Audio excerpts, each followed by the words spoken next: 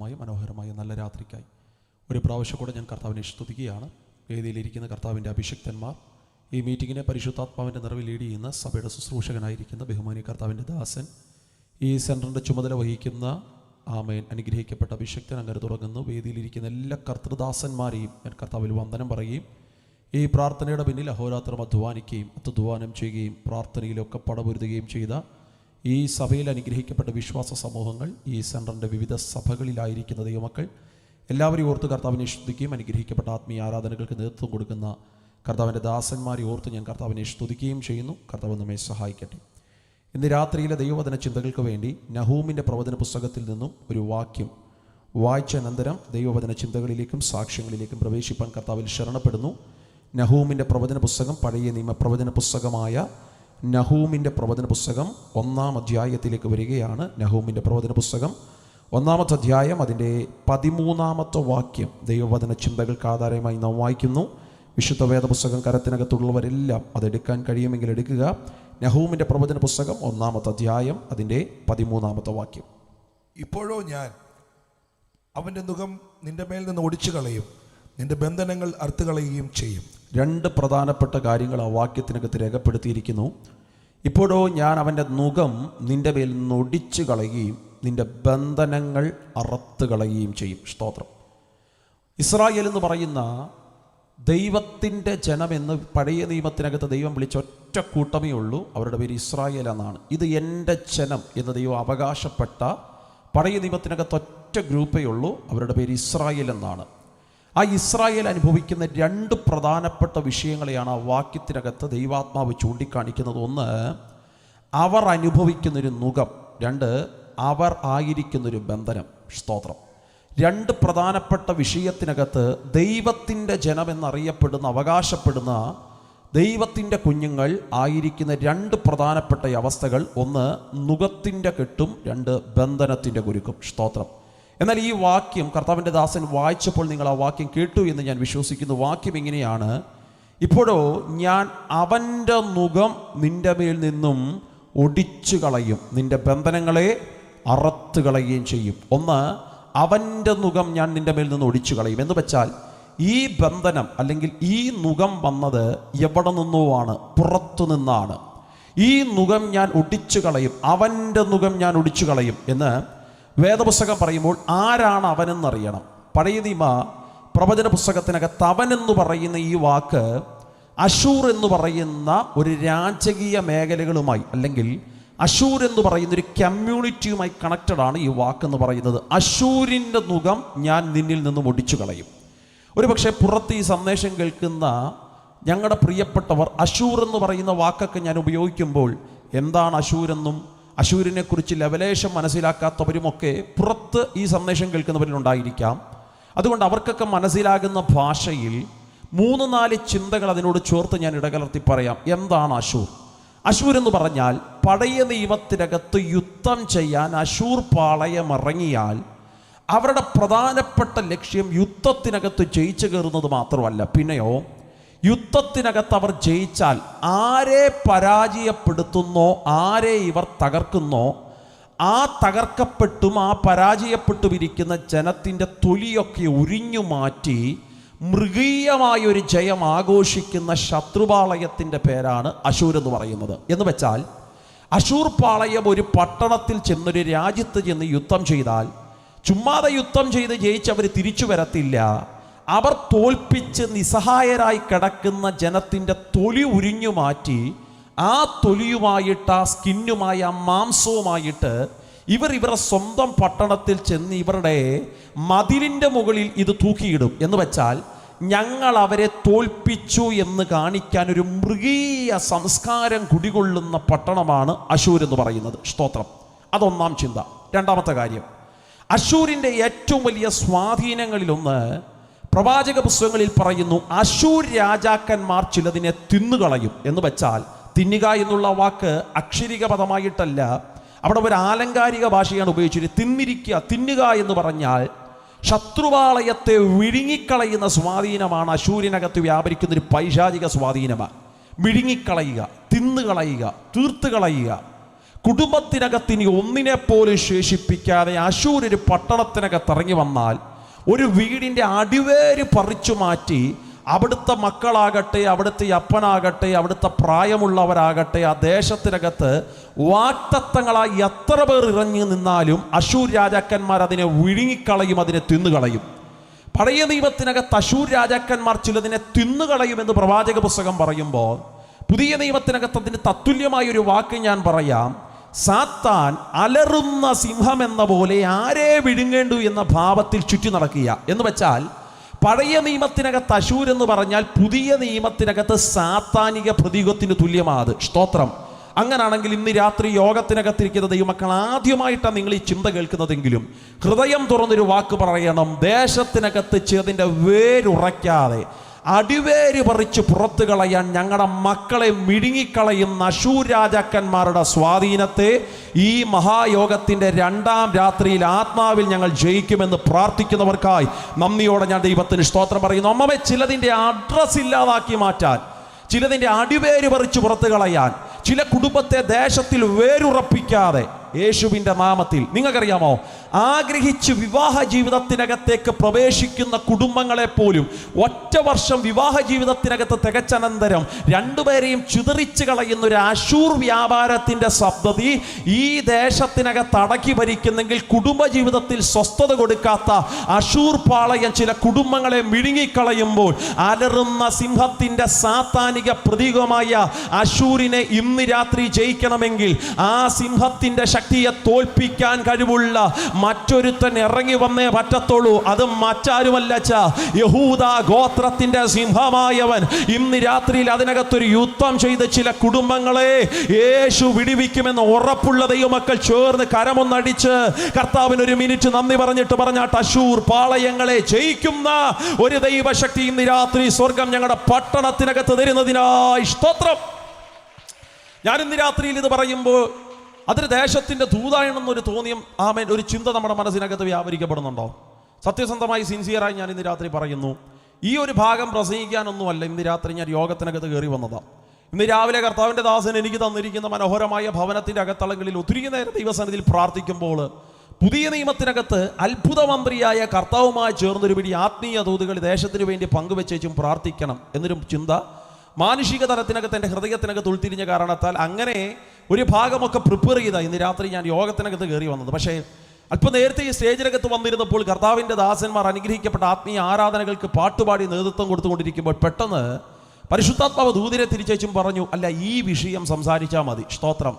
ഒരുപക്ഷെ സഭാ ഹോളിനകത്ത് വെച്ച് നടക്കുന്ന ആത്മീയ യോഗങ്ങൾക്കകത്ത് ദൂതൊക്കെ തിരിക്കപ്പെട്ട നിരവധി എക്സ്പീരിയൻസുകൾ, അനുഭവങ്ങളൊക്കെ എനിക്കുണ്ട്. പക്ഷേ ആദ്യമായിട്ടാണ് ഒരു പ്രിപ്പയർ ചെയ്ത മെസ്സേജുമായിട്ട് പൊതുവേദിക്കകത്ത് കയറി വന്നിട്ട് ആ ഭാഗം സംസാരിക്കേണ്ട, ഈ വിഷയം സംസാരിച്ചാൽ മതി എന്നുള്ള പെട്ടെന്നുള്ള തിരുവൊക്കെ വെളിപ്പെട്ട് വരുന്ന ഒരു പൊതുവേദികൾ എനിക്കാദ്യമായിട്ടാണ്. അങ്ങനാണെങ്കിൽ ഇന്ന് രാത്രി ഞാൻ വിശ്വസിക്കുന്നു, ദൂതിനെ തിരിച്ച് ദൈവമാണെങ്കിൽ ഈ വിഷയത്തിനകത്ത് ദൈവത്തിന് ദേശത്തിൽ എന്തോ ചെയ്യാനുണ്ട്. അശൂർ രാജാക്കന്മാരെ തിന്നുകളയുന്ന സ്വാധീനങ്ങളെ, മിഴുങ്ങിക്കളയുന്ന സ്വാധീനങ്ങളെ, വചനത്തിനൊരു ശക്തിയുണ്ടെങ്കിൽ ആ വചനത്തിൻ്റെ ശക്തിയോടെ ഇന്ന് രാത്രിയിൽ അതിനെ ജയിക്കുന്ന ഒരു വലിയ ദൈവശക്തി യേശുവിൻ്റെ നാമത്തിൽ ഇരിക്കുന്ന കുടുംബങ്ങൾ ആദ്യം രക്തം കൊണ്ട് മുദ്ര ചെയ്ത് എന്നിട്ട് പുറത്തുള്ളവർക്ക് വേണ്ടി നമുക്ക് പ്രാർത്ഥിക്കാം. ഈ പന്തലിനകത്ത് ഇരിക്കുന്ന പ്രിയപ്പെട്ടവർ ആദ്യം യേശുവിൻ്റെ രക്തം കൊണ്ട് മുദ്രയിട്ടിട്ട് പറയും, എൻ്റെ വീടിനെ ഇനി വിഴുങ്ങിക്കളയാൻ സാത്താനിയ ശക്തികൾക്ക് കഴിയത്തില്ല. എൻ്റെ മക്കളെ വിഴുങ്ങിക്കളയാൻ, അവരുടെ ഭാവിയെ വിഴുങ്ങിക്കളയാൻ, എൻ്റെ തലമുറയുടെ ജീവിതത്തെ വിഴുങ്ങിക്കളയാൻ, അവരുടെ കുടുംബ ജീവിതത്തെ വിഴുങ്ങിക്കളയാൻ ഇനി സാത്താനിയ ശക്തികൾക്ക് കഴിയില്ല. അശൂർ രാജാക്കന്മാരെ ജയിക്കുന്നൊരു ദാവീദ് ഗോത്രത്തിന്റെ സിംഹം നമ്മുടെ യോഗത്തിനകത്തുണ്ടെന്ന് വിശ്വസിക്കുന്നവർക്കായി സ്തോത്രം. അശൂർ രാജാക്കന്മാർ ചിലതിനെ തിന്നുകളയും, രണ്ട് അതിൻ്റെ തൊലി ഉരിയും. ഇനി മൂന്നാമത്തെ സ്വാധീനം കേൾക്കണം. ഇരമ്യാ പ്രവാചകന്റെ പുസ്തകം 2 രാജാക്കന്മാരുടെ പുസ്തകം 19-17 വാക്യം പറയുന്നു, അശൂർ രാജാക്കന്മാർ ദേശത്തിനകത്ത് ശൂന്യത വരുത്തുന്ന ശക്തിയാ. ശൂന്യത വരുത്തുക എന്ന് പറഞ്ഞാൽ ഓട്ടസഞ്ചിക്കകത്ത് നന്മയിടുന്നത് പോലെ നിന്റെ നന്മകൾ ചോർന്നു പോകുന്ന ഒരു ജീവിത ശൈലിക്കകത്താ നീ ഉള്ളതെങ്കിൽ അറിഞ്ഞോ അറിയാതെയോ അശൂർ പാളയം നമ്മുടെ വീടിനകത്ത് കുടിയേറി പാർക്കുണ്ടച്ച. സ്തോത്രം. എന്തു വിതച്ചാലും കൊയ്യാൻ കഴിയില്ല, കരം ശൂന്യമായി ബാക്കി നിൽക്കും. ശൂന്യത വരുത്തുന്ന സ്വാധീനം ദൈവത്തിൻ്റെതല്ല, കാരണം ദൈവം നിറയ്ക്കുന്ന ദൈവമാണ്. സ്തോത്രം. എന്നാൽ ഒരു ശൂന്യത നമ്മുടെ ജീവിതത്തിനകത്ത് വരുന്നെങ്കിൽ എത്ര അധ്വാനിച്ചാലും, ചിലർ പറയത്തില്ലേ, രാവിലെ സൂര്യൻ പൊട്ടി ഉദിച്ചുയരുന്ന സമയം മുതൽ പകൽ മുഴുവൻ, പകൽ അന്തിയോളം പണിയെടുത്തു വീട്ടിനകത്തു നന്മ കൊണ്ടുവരും, ഉറുമ്പ് സ്വരുക്കൂട്ടുന്നത് പോലെ നന്മയൊക്കെ ശേഖരിച്ചു കൊണ്ടുവരും. പക്ഷേ ഒരാവശ്യം വരുമ്പോൾ കയ്യിലൊന്നും കാണത്തില്ല പാസ്റ്ററേ. ഓട്ടസഞ്ചിക്കകത്ത് നന്മയിടുന്നത് പോലെ നന്മകൾ ചോർന്നു പോകുന്ന ഒരു ശൂന്യത നമ്മുടെ വീടിനകത്തുണ്ടെങ്കിൽ അതാണ് അശൂർ പാളയത്തിന്റെ സ്വാധീനമാ.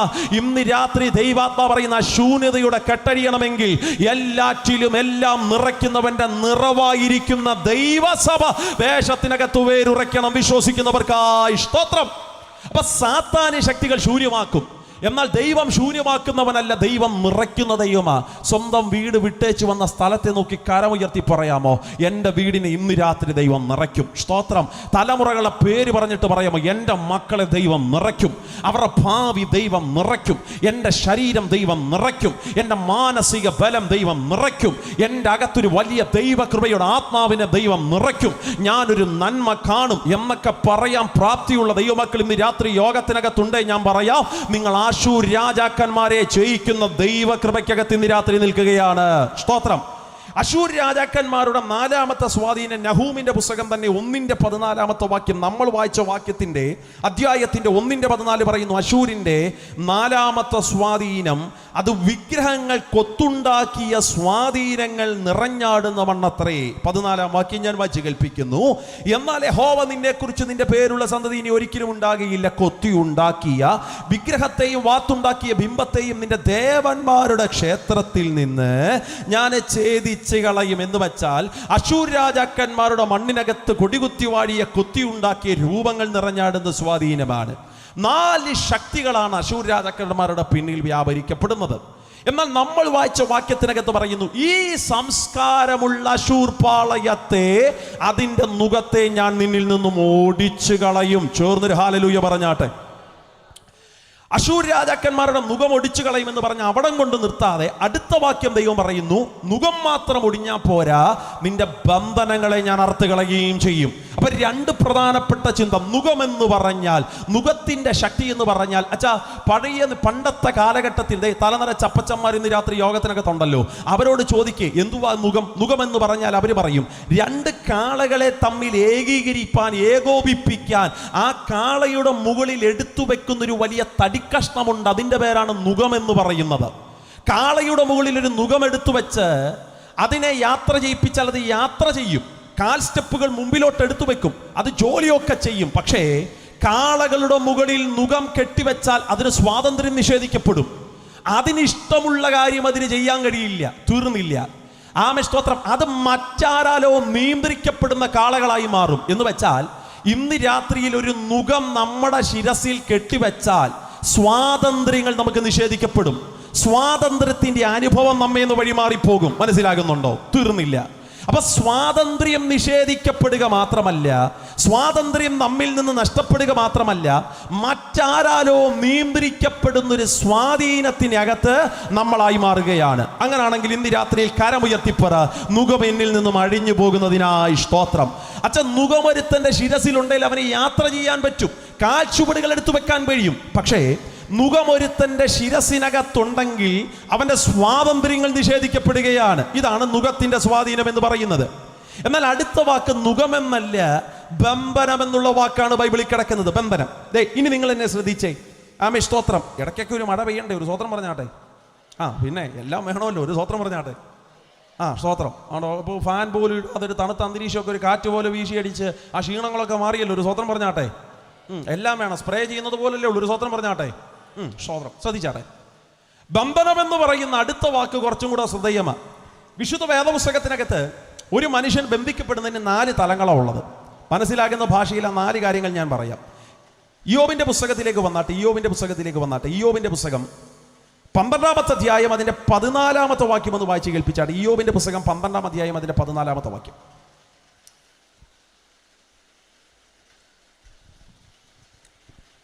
ഇയ്യോബിന്റെ പുസ്തകം 12-ാം അധ്യായം 14-ാമത്തെ വാക്യം.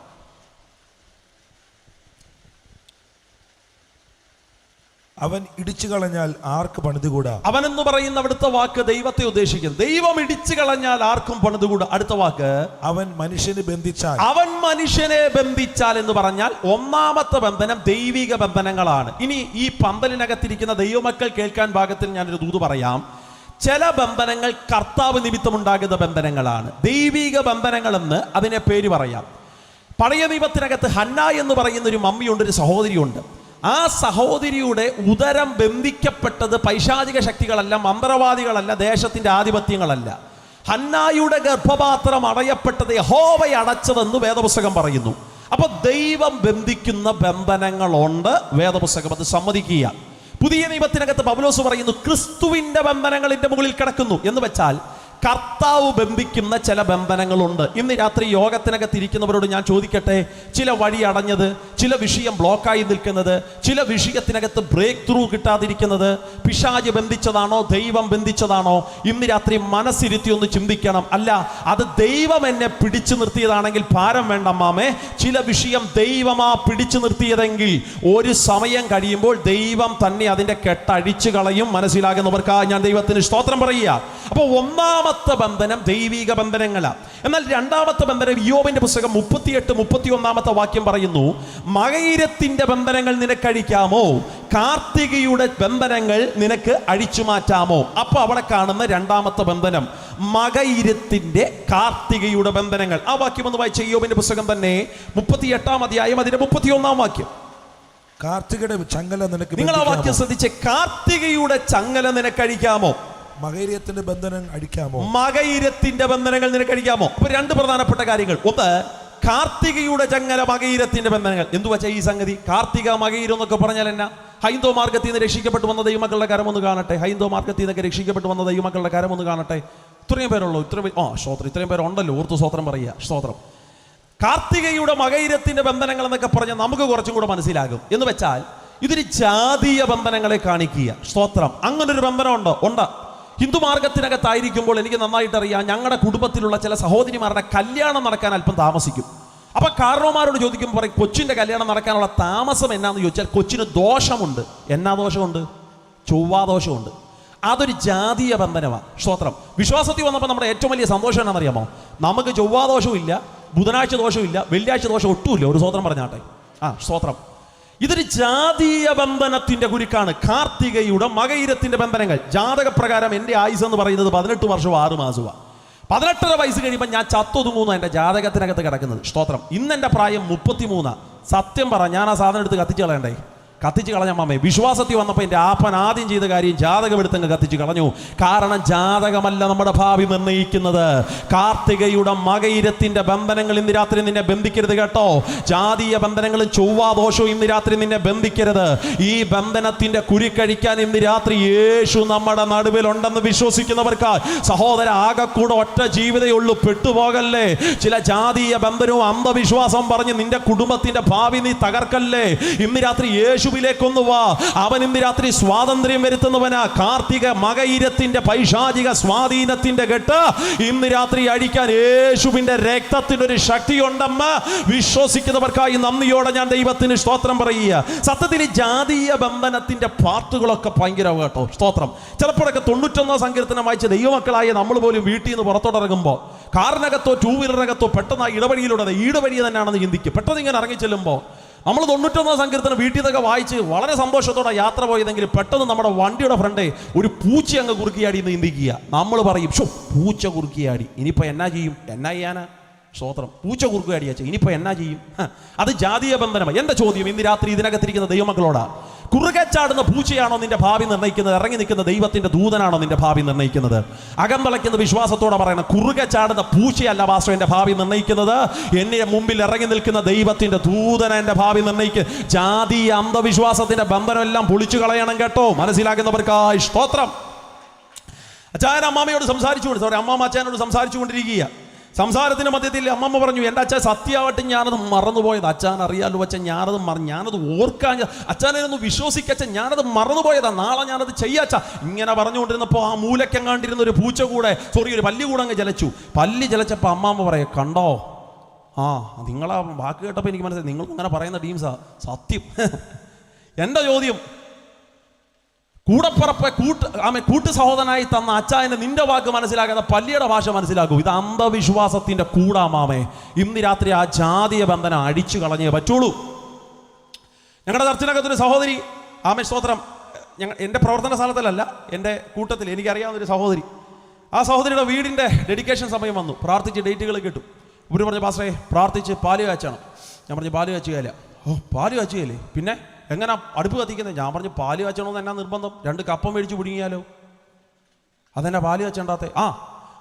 ആ മാർഗത്തെ നിന്ന് രക്ഷിക്കപ്പെട്ടു വന്നുകൊണ്ട് എനിക്കറിയാച്ച അത് ഞങ്ങളന്ന് ദൈവങ്ങളെന്ന് വിശ്വസിച്ച ചിലതിന് ഞങ്ങൾ കൊടുക്കുന്ന പ്രീതിയ പാല് കാച്ചുന്ന പരിപാടി. സ്തോത്രം. ഞങ്ങളുടെ ദൈവത്തെ അന്നത്തെ കാലത്ത് ഞങ്ങൾ പ്രസാദിപ്പിക്കാൻ ചെയ്യുന്ന ഒരു പരിപാടിയെ പാല് കാച്ചൽ കൊടുക്കൽ. സ്തോത്രം. അപ്പോൾ ഇന്ന് രാത്രി യോഗത്തിനകത്തിരിക്കുന്നവരുടെ മുഖമൊക്കെ വല്ലാതെ ഡള്ളായി. ഞങ്ങളും കാച്ചിയല്ലോ വാസേ പാല്, ഇനിയിപ്പോൾ എന്നാ ചെയ്യും? എന്നാ ചെയ്യാനാ പറഞ്ഞ് രക്തം കൊണ്ട് അതിനെ ശാസിച്ചാൽ മതി നീ. സ്തോത്രം. അതൊരു ജാതീയ ബന്ധം. കപ്പ മേടിച്ച് പുഴുങ്ങി കൊടുത്തു. എന്നാ ടേസ്റ്റ് ആരെന്ന് അറിയാമോ? ഒരു സ്തോത്രം പറഞ്ഞാട്ടെ.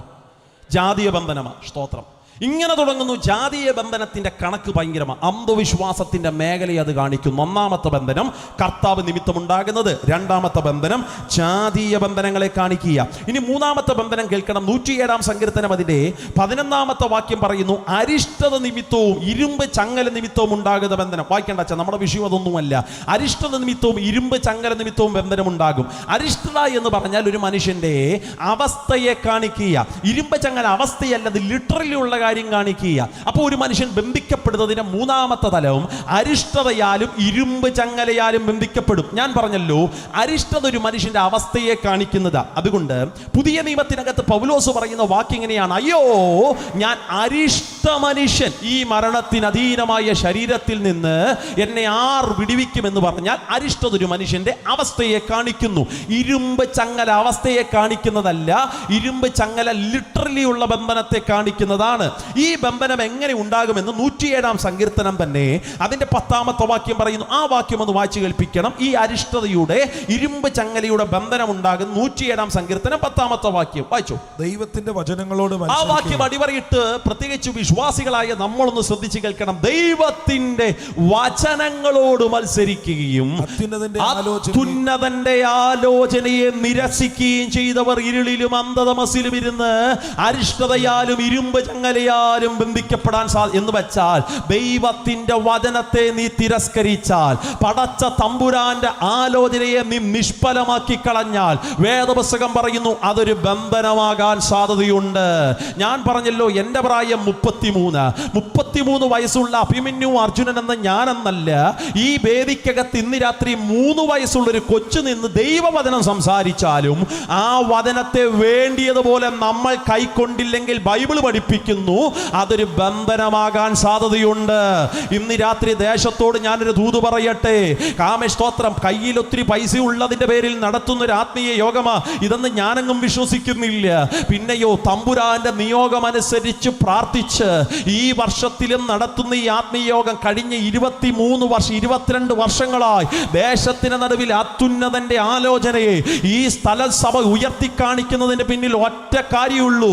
എൻ്റെ ചോദ്യം അച്ഛാ, ഈ കൊടുക്കുന്ന പൈസ, ഈ കൺവെൻഷന് ചെലവഴിക്കുന്ന ഈ പണം വല്ല ഭക്ഷണം അങ്ങാനും കഴിച്ച് ടേസ്റ്റുള്ള ഫുഡ് അങ്ങാനും കഴിച്ച് ചർച്ചിനകത്ത് ഒതുങ്ങിയിരുന്നാൽ പോരെ നമുക്ക്? എന്നിട്ടും ഇല്ലായ്മയിൽ നമ്മൾ ഈ ദേശത്തിന്റെ നടുവിൽ വിത്ത് വിതച്ച് എന്തിനാ ഇങ്ങനെയുള്ള ആത്മീയ യോഗം നടത്തുന്നത്? ദേശം ദൈവത്തിന്റെ ആലോചനയൊന്ന് കേൾക്കണോ? അത്യുന്നതന്റെ ആലോചന ദേശമെന്ന് അറിയണോ? അതറിഞ്ഞാൽ ഉറപ്പ് അവരുടെ ബന്ധനം അഴിയും. എന്നാൽ ഇന്ന് രാത്രി കേൾക്കണേ, അത്യുന്നതന്റെ ആലോചനയെ നീ റിജക്ട് ചെയ്താൽ, നീ തിരസ്കരിച്ചാൽ, നീ വചനത്തോട് മത്സരിച്ചാൽ ബൈബിൾ പഠിപ്പിക്കുന്നു അതൊരു ബന്ധനമാകാൻ സാധ്യതയുണ്ട്. ഇത് 3-ാമത്തെ ബന്ധനം. ഇനി 4-ാമത്തെ ബന്ധനം ഏതാ? 4-ാമത്തെ ബന്ധനം രോഗബന്ധനമാണ്. അത് ലൂക്കോസിന്റെ സുവിശേഷം 13:16 പറയുന്നു, സാത്താൻ 18 സംവത്സരമായി ബന്ധിച്ച അബ്രഹാമിന്റെ സന്തതിയായി ഇവളെ ഞാൻ ഈ ശബത്ത് നാളിൽ അഴിച്ചുവിടേണ്ടതല്ലേ? സാത്താൻ 18 സംവത്സരമായി ബന്ധിച്ചൊരു സഹോദരി. ആ ബന്ധനത്തിന്റെ പ്രശ്നമോ അത് രോഗബന്ധനമാ. രോഗബന്ധനം എന്നുള്ള വാക്കിനെ ഇന്ന് രാത്രി ഞാൻ ഇങ്ങനെ വ്യാഖ്യാനിക്കാം. ഞാൻ കഴിഞ്ഞ രാത്രി പറഞ്ഞല്ലോ, രോഗവുമായി ബന്ധപ്പെട്ട് ബൈബിൾ പഠിപ്പിക്കുന്ന 3 റലങ്ങളാണ് പ്രധാനമായും ഉള്ളത്. 1-ാമത്തെ റലം കേൾക്കണം. സാധാരണ ഒരു മനുഷ്യന് രോഗമുണ്ടാകും. രോഗികളായിരിക്കുന്ന സഹോദരങ്ങൾ ഇന്ന് രാത്രി പന്തലിനകത്തോ പന്തലിന് പുറത്തോ ഉണ്ടെങ്കിൽ ഈ വാക്കൊന്ന് സശ്രദ്ധം കേൾക്കണേ. രോഗം ഒരു മനുഷ്യനിൽ 3 തലങ്ങളിലുണ്ടാകും. ഒന്ന്, സാധാരണ വരുന്ന രോഗങ്ങളുണ്ട്, എന്ന് വെച്ചാൽ നാച്ചുറലി രോഗമുണ്ടാകും. ഉദാഹരണം പറയാം, 10 ജിലേബി 10 ദിവസം ഞാൻ അടുപ്പിച്ച് കഴിച്ചു, എനിക്ക് എന്നാ കിട്ടും? എന്നാ കിട്ടാനാ വാസ്തവ? ഇൻസുലിൻ എടുക്കാം, വേറെ എന്നാ കിട്ടാനാ? എല്ലാ ദിവസവും ഞാൻ ചിക്കനും മട്ടനും മാത്രമേ കഴിക്കുന്നുള്ളൂ, എനിക്ക് എന്നാ കിട്ടും? കൊളസ്ട്രോൾ കിട്ടും. സ്തോത്രം. എല്ലാ ദിവസവും ഞാൻ മഴ നനയുന്ന ഒരാളാ, എനിക്ക് എന്നാ വരും? പനി വരും. ഇത് സാധാരണ രോഗങ്ങളാ കേട്ടോ. ഇതിന് ചുമ്മാ പിശാചിനൊന്നും ശാസിച്ചിട്ട് കാര്യമില്ല, ഫുഡ് കൺട്രോൾ ചെയ്താൽ മതി. ഒരു സ്തോത്രം പറഞ്ഞാട്ടെ. അതിന് നമ്മൾ പിശാചിനെ ശാസിക്കുന്നത്. മാന്യമായിട്ട് ഫുഡ് കഴിക്കാൻ മാവേ, ചുമ്മാ എല്ലാ ദിവസവും രാത്രി മന്തി എന്ന് പറഞ്ഞിരിക്കാതെ മാന്യമായ ഭക്ഷണം കഴിക്കുക. അപ്പോൾ ഇതൊന്നും ഉണ്ടാകില്ല. ഇത് സാധാരണ വരുന്ന രോഗങ്ങൾ. കഴിഞ്ഞ കുറച്ച് നാളുകൾക്ക് മുമ്പ് ചെങ്ങന്നൂർ ദേശത്തിനകത്ത് വെച്ച് നടക്കുന്ന ഒരു ആത്മീയ യോഗം മീറ്റിംഗ് കഴിഞ്ഞപ്പോൾ രാത്രി ഏകദേശം 9:30 വളരെ വേഗത്തിൽ ഞാൻ വീട്ടിലോട്ട് പോകാൻ തുടങ്ങുമ്പോൾ ഒരു അമ്മച്ചീൻ്റെ അടുക്കൽ ഓടി വന്നിട്ട് പറഞ്ഞു, മക്കളെ, സഭയ ഹാളിനോട് ചേർന്നാണ് ഞങ്ങളുടെ വീടിരിക്കുന്നത്, അവിടെ വന്നൊന്ന് പ്രാർത്ഥിച്ചേച്ചും പോകണം. സ്തോത്രം. ഞാൻ പറഞ്ഞു, എൻ്റെ പൊന്ന മമ്മി, ഒന്നാമത് ഇപ്പോഴേ സമയം പോയി. മമ്മി ഒരു കാര്യം ചെയ്യും, എന്നെ ഫോൺ വിളിക്കും, ഫോണിൽ കൂടെ ഞാൻ പ്രാർത്ഥിക്കാം. അല്ല മക്കളെ, വളരെ അർജന്റായ ഒരു വിഷയമാണ്, അത്രയും ഇമ്മീഡിയറ്റ്ലി ഉള്ളൊരു വിഷയമാകുന്നുണ്ടല്ലേ ഞാൻ വിളിക്കുന്നത്, അല്ലേ വിളിക്കുകയല്ലോ. മക്കളൊരു വാക്കൊന്നും വന്ന് പ്രാർത്ഥിച്ചിട്ട് പോകും. അമ്മച്ചിയുടെ നിർബന്ധത്തിന് വഴങ്ങി ഞാൻ ആ വീടിനകത്തേക്ക് കയറി ചെന്നു. ഞാൻ അവിടെ ഇരുന്നത് പോലും ഇല്ല. ഞാൻ അവിടെ നിന്നിട്ട് പറഞ്ഞു, അമ്മച്ചി നിൽക്കാനേ സമയമുള്ളൂ, പെട്ടെന്ന് പ്രാർത്ഥനാ വിഷയം പറഞ്ഞു. അമ്മച്ചി പറഞ്ഞു, ജോ മോനെ കസേരയിലൊന്നും ഇരിക്കുന്നു, എന്തായാലും വന്നില്ലേ, ഒന്ന് ഇരിക്കുക. ആ മനോഹരമായ സെറ്റിക്കൊക്കെ തന്നെ പിടിച്ചു നിർത്തി ഒരു കപ്പ് ചായയൊക്കെ തന്നു. ചായയൊക്കെ കുടിച്ചിട്ട് ഞാൻ പറഞ്ഞു, അമ്മച്ചി അതിഥി സൽക്കാരം ഒക്കെ ഞാൻ സ്വീകരിച്ചു, ഇനി പ്രാർത്ഥനാ വിഷയം പറ. വളരെ ഗൗരവമുള്ള പ്രാർത്ഥനയാന്ന് പറഞ്ഞുകൊണ്ടാണ് ഞാൻ കയറി വന്നത്. പ്രാർത്ഥനാ വിഷയം എന്നാ മക്കളെ? പ്രാർത്ഥനാ വിഷയം പറയട്ടെ. ഞാൻ പറഞ്ഞു, ആമുഖമൊന്നും വേണ്ട, പറഞ്ഞോ പ്രാർത്ഥനാ വിഷയം എന്നാ? മക്കളെ, എൻ്റെ 2 കാൽമുട്ടുകളില്ലേ, ആ 2 കാൽമുട്ടുകൾ, ആ 2 കാൽമുട്ടുകൾക്കും ഭയങ്കര വേദനയാണ്. സ്തോത്രം. ഞാൻ ചോദിച്ചു, എന്തോ ആയി പ്രായം? 69 കഴിഞ്ഞ് 70 കയറാൻ പോവാന്ന്. സ്തോത്രം. ഞാൻ ചോദിച്ചു, കാൽമുട്ടുകൾക്ക് വേദനയുണ്ടോ? ഉണ്ട് മക്കളെ, ഭയങ്കര വേദന. ഞാൻ പറഞ്ഞു, എന്നാൽ പേടിക്കാനൊന്നുമില്ല അമ്മച്ചി. അതെന്നാ? 60-70 വയസ്സായിട്ടും കാൽമുട്ടുകൾക്ക് വേദന വന്നില്ലെങ്കിൽ അതിൽ റോബോട്ടിൻ്റെ കാലാന്ന് പറയേണ്ടി വരും. വെച്ചാൽ 70 വയസ്സായിട്ടും കാൽമുട്ടുകൾക്ക് വേദന വരാത്തവരുണ്ടെങ്കിൽ സസൂക്ഷ്മം ഒന്ന് ശ്രദ്ധിക്കണം കേട്ടോ. വരും. 70 വയസ്സാകുമ്പോൾ ഷുഗർ വരും, കൊളസ്ട്രോൾ വരും, കാലിന് തേയ്മാനം വരും, അസ്ഥികൾക്ക് ബമ്പം വിഷയം. ഇതൊക്കെ സാധാരണ ഒരു മനുഷ്യൻ്റെ ബോഡിക്കകത്ത് ദൈവം വെച്ചിരിക്കുന്ന സിസ്റ്റങ്ങളായതൊക്കെ മനസ്സിലാക്കുന്നുണ്ടോ? അപ്പോൾ അതിന് സാധാരണ രോഗങ്ങൾ എന്ന് പറഞ്ഞ് എഴുതി തള്ളാം. എന്നാൽ രോഗം എന്ന് പറയുന്ന 1-ാം മേഖല ഞാൻ എഴുതി തള്ളുമ്പോൾ 2-ാം തലം ഞാൻ പറയും രോഗമല്ല, രോഗബന്ധനങ്ങളാണ്. അതെങ്ങനെ രോഗബന്ധനങ്ങളെ തിരിച്ചറിയാൻ കഴിയുന്നത് പറയാം. ഞങ്ങളുടെ ചർച്ചിനകത്ത് ഒരു ആൻറ്റി സാക്ഷ്യം പറഞ്ഞപ്പോൾ ആ കാര്യം എനിക്ക് കുറച്ചും കൂടെ മനസ്സിലായത്. പക്ഷേ ഹോസ്പിറ്റലിനകത്ത് പോയി ഹോൾ ചെക്കപ്പ് ചെയ്തു, റിപ്പോർട്ട് നോക്കിയപ്പോൾ റിപ്പോർട്ടിനകത്ത് ഡോക്ടർ പറയാം റിപ്പോർട്ട് ഒന്നും കാണുന്നില്ലെന്ന്. പക്ഷെ വീട്ടിൽ കയറുമ്പോൾ ശരീരം നുറുകുന്നത് പോലുള്ള വേദനയാണ്. എൻ്റെ സഹോദരിമാരെ, റിപ്പോർട്ടിനകത്തൊന്നും ഇല്ലെങ്കിൽ ഉറപ്പിച്ചോ, അത് രോഗമല്ല, അത് രോഗാത്മാവാണ്. കാരണം രോഗ റിപ്പോർട്ട് വെളിപ്പെട്ട് വരും, രോഗാത്മാവ് പ്രാർത്ഥനയെ മാത്രമേ വെളിപ്പെട്ട് വരത്തുള്ളൂ. മനസ്സിലാകുന്നുണ്ടോ? യേശുവിൻ്റെ അടുക്കൽ കൂനയായ സഹോദരി വന്നപ്പോൾ യേശു പറഞ്ഞു, രോഗമൊഴിഞ്ഞ് സ്വസ്ഥയാകാമല്ല, ബാധയൊഴിഞ്ഞ് നീ സ്വസ്ഥയാകാം. എന്ന് വെച്ചാൽ നിന്നെ കുനിപ്പിച്ച് നിർത്തിയിരിക്കുന്നത് രോഗമല്ല സഹോദരി, നിന്നെ കുനിപ്പിച്ച് നിർത്തിയിരിക്കുന്ന ഒരു ബാധ, ഒരു സ്പിരിറ്റാണ്. രോഗബന്ധനങ്ങളെ അഴിച്ചു കളഞ്ഞേ പറ്റത്തുള്ളൂ. 3, ദൈവഹിതമില്ലാതെ തിരുവത്താഴ ശുശ്രൂഷയ്ക്കകത്ത് കൈനീട്ടിയാൽ വരുന്ന 3-ാമത്തെ ഒരു ബലഹീനതയുണ്ട്. അത് റെയ്നാട് പൊങ്കെ വന്ന് പ്രാർത്ഥിച്ചാലും മാറുകയല്ല. ഒരു സ്തോത്രം പറഞ്ഞാട്ടെ. അതിന് മാനസാന്തരപ്പെട്ടേ വരുള്ളൂ. സ്തോത്രം. ഇപ്പോൾ ഈ 3 തലങ്ങളാ ശരീരത്തിന്റെ രോഗവുമായി ബന്ധപ്പെട്ട് ബൈബിൾ പഠിപ്പിക്കുന്നത്. നമ്മൾ വായിച്ച വാക്യത്തിനകത്ത് പറയുന്നു, സാത്താൻ 18 സംവത്സരങ്ങളായി ബന്ധിച്ചിരുന്ന ഇവളുടെ ബന്ധനം ഞാൻ അഴിച്ചു വിടേണ്ടതല്ലേ. ഇത് രോഗബന്ധനമാണ്.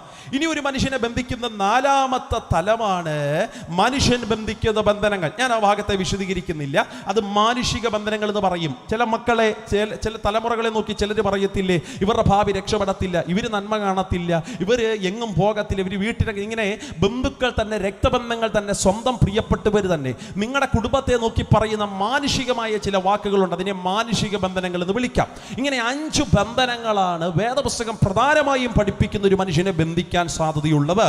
നമ്മൾ വായിച്ച വാക്യത്തിനകത്ത് പറയുന്നു, ആ ബന്ധനങ്ങൾ എന്താണെങ്കിലും, ഈ ലിസ്റ്റിനകത്ത് വിടുന്ന ഏത് ബന്ധനമാണെങ്കിലും ദൈവം അത് അടിച്ചു കളയും. കരമൊന്ന് അടിച്ചു ദൈവത്തിന് നന്ദി പറഞ്ഞാട്ടെ. ഏത് ബന്ധനമാണെങ്കിലും കർത്താവ് അഴിച്ചു കളയും. വച്ച രോഗബന്ധനമാണെങ്കിലും ദൈവം അടിക്കും. ആമേൻ. ആസ്ട്രോളജി പരമായിട്ടുണ്ടായ ബന്ധനമാണെങ്കിലും ദൈവം അടിക്കും. മനസ്സിലാകുന്നുണ്ടോ? ഇനി ഏത് സ്വാധീനം മനുഷ്യൻ ബന്ധിച്ച ബന്ധനമാണെങ്കിലും അതിനെ തമ്പുരാൻ അഴിച്ചു കളയും. വിശ്വസിക്കുന്നവർക്കായി സ്തോത്രം. അപ്പോൾ 1-ാമത്തെ മേഖല നമ്മൾ പറഞ്ഞു ബന്ധനമാണ്. എന്നാൽ അതിനകത്ത് 2-ാമത്തെ മേഖലയാണ് പ്രധാനമായും നമ്മൾ ഫോക്കസ് ചെയ്യാൻ പോകുന്നത്.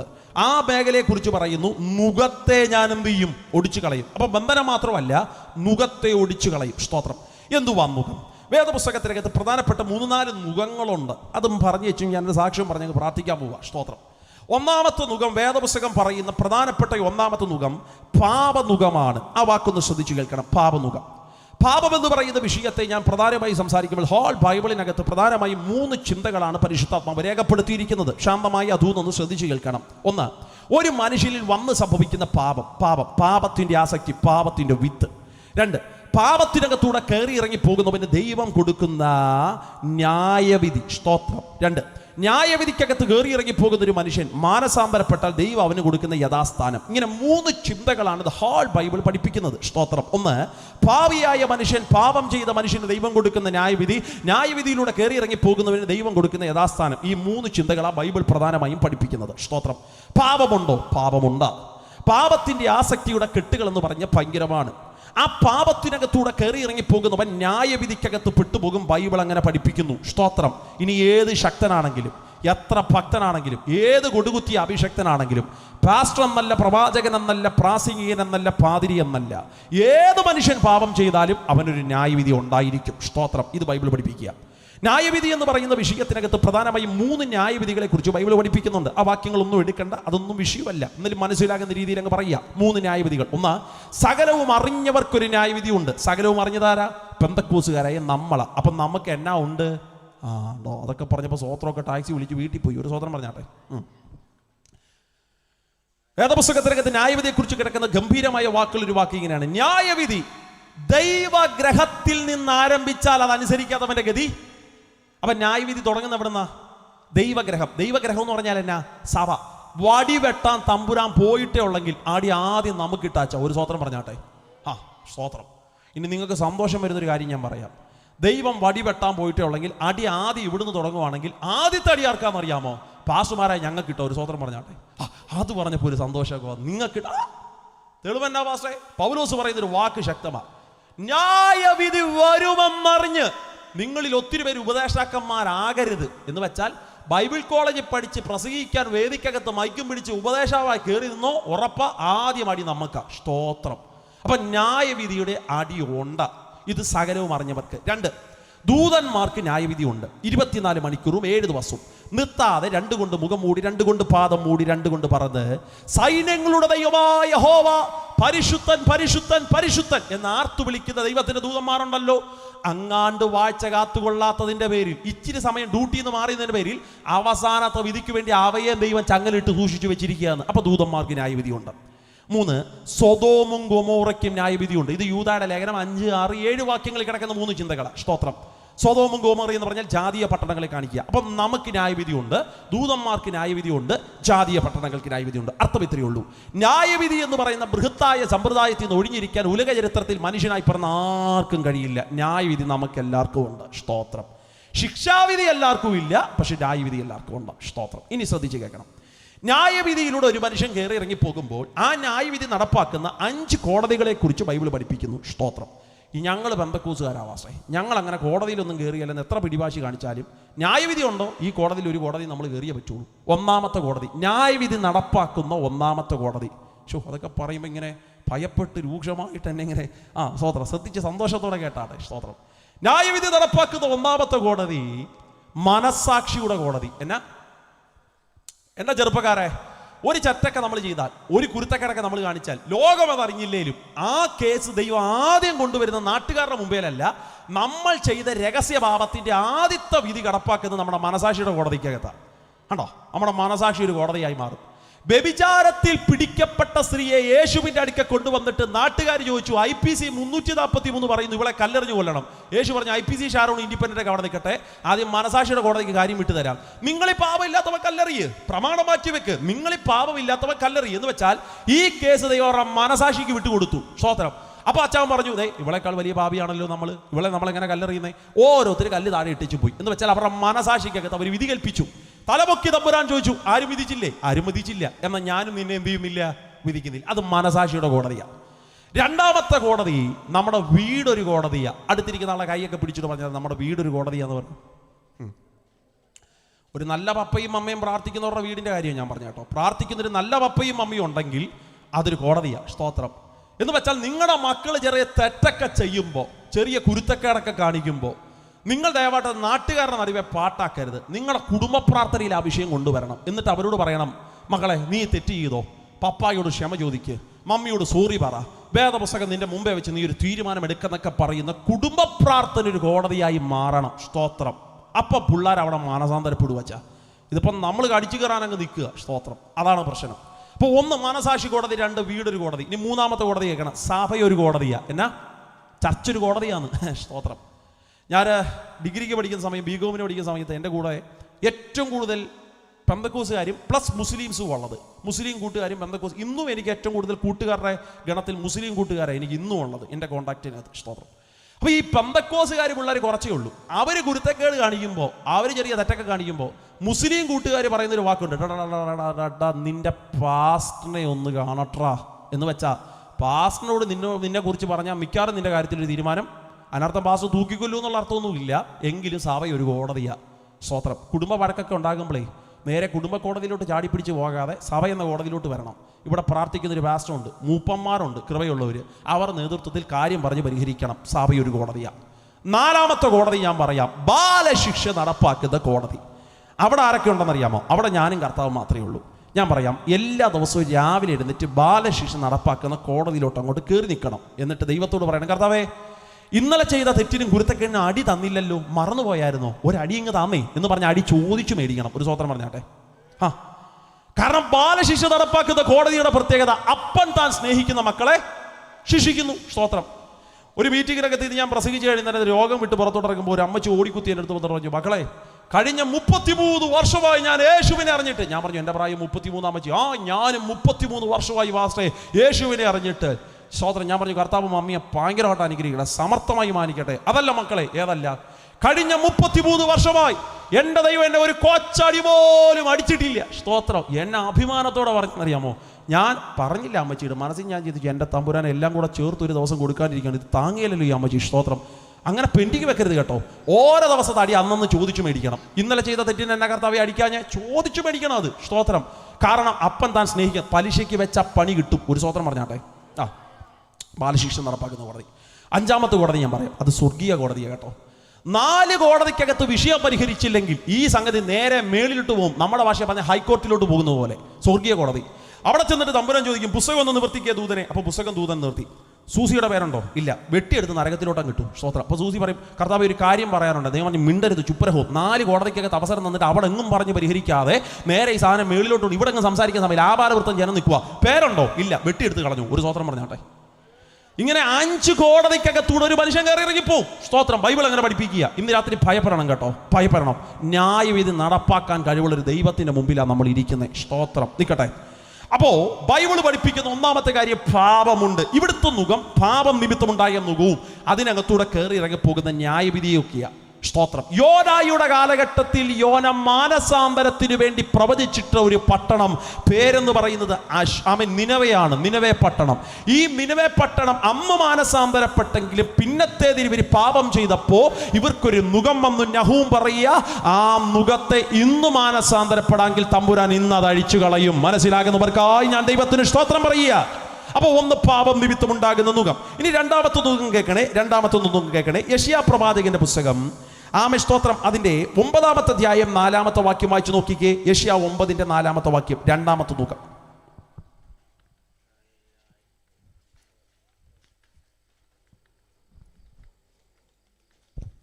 റൈറ്റ്. യെശയ്യാ പ്രവാചകന്റെ പുസ്തകം, അവൻ ചുമക്കുന്ന മുഖവും. 9-ന്റെ 4-ാമത്തെ വാക്യമാണ് കർത്താവിന്റെ ദാസൻ ഇപ്പോൾ വായിക്കുന്നത്. അവൻ ചുമക്കുന്ന മുഖവും അവന്റെ ചുമലിലെ കോലും. അവനെ ദണ്ഡിപ്പിക്കുന്നവന്റെ വടിയും മിദ്യാന്റെ നാളിലെ പോലെ നീ ഒടിച്ചു കളഞ്ഞു. അവൻ ചുമക്കുന്ന മുഖം എന്ന് മാത്രമേ അവിടെ രേഖപ്പെടുത്തിയിട്ടുള്ളെങ്കിലും അതിന്റെ നല്ലൊരു വിശദീകരണം 2-ാം വാക്യത്തിനകത്ത് കിടക്കുന്നുണ്ട്. ആ മുഖത്തിന്റെ പ്രധാനപ്പെട്ട ഒരു സൈഡ് എഫക്ട് അവിടെ കിടപ്പുണ്ട്. 9-ന്റെ 2-ാമത്തെ വാക്യം. ഇരുട്ടിൽ നടന്ന ജനം വലിയൊരു വെളിച്ചം. അടുത്തത്, അന്ധതമസ്സുള്ള ദേശത്ത്. ഇരുട്ട്, അന്ധതമസ്, രണ്ട് പ്രധാനപ്പെട്ട വാക്യം. അത് മാത്രം നിങ്ങൾ ഇപ്പോൾ ശ്രദ്ധിച്ചാൽ മതി. എന്നെ നോക്കിയേ, വ്യാഖ്യാനത്തിന്റെ ഒരു പക്ക രീതിയിലോട്ടൊന്നും നമ്മൾ പോലെ മനസ്സിലാക്കുന്ന ഭാഷയിൽ ആ പദത്തെ ഇങ്ങനെ വ്യാഖ്യാനിച്ചു കൊണ്ടുവരിക.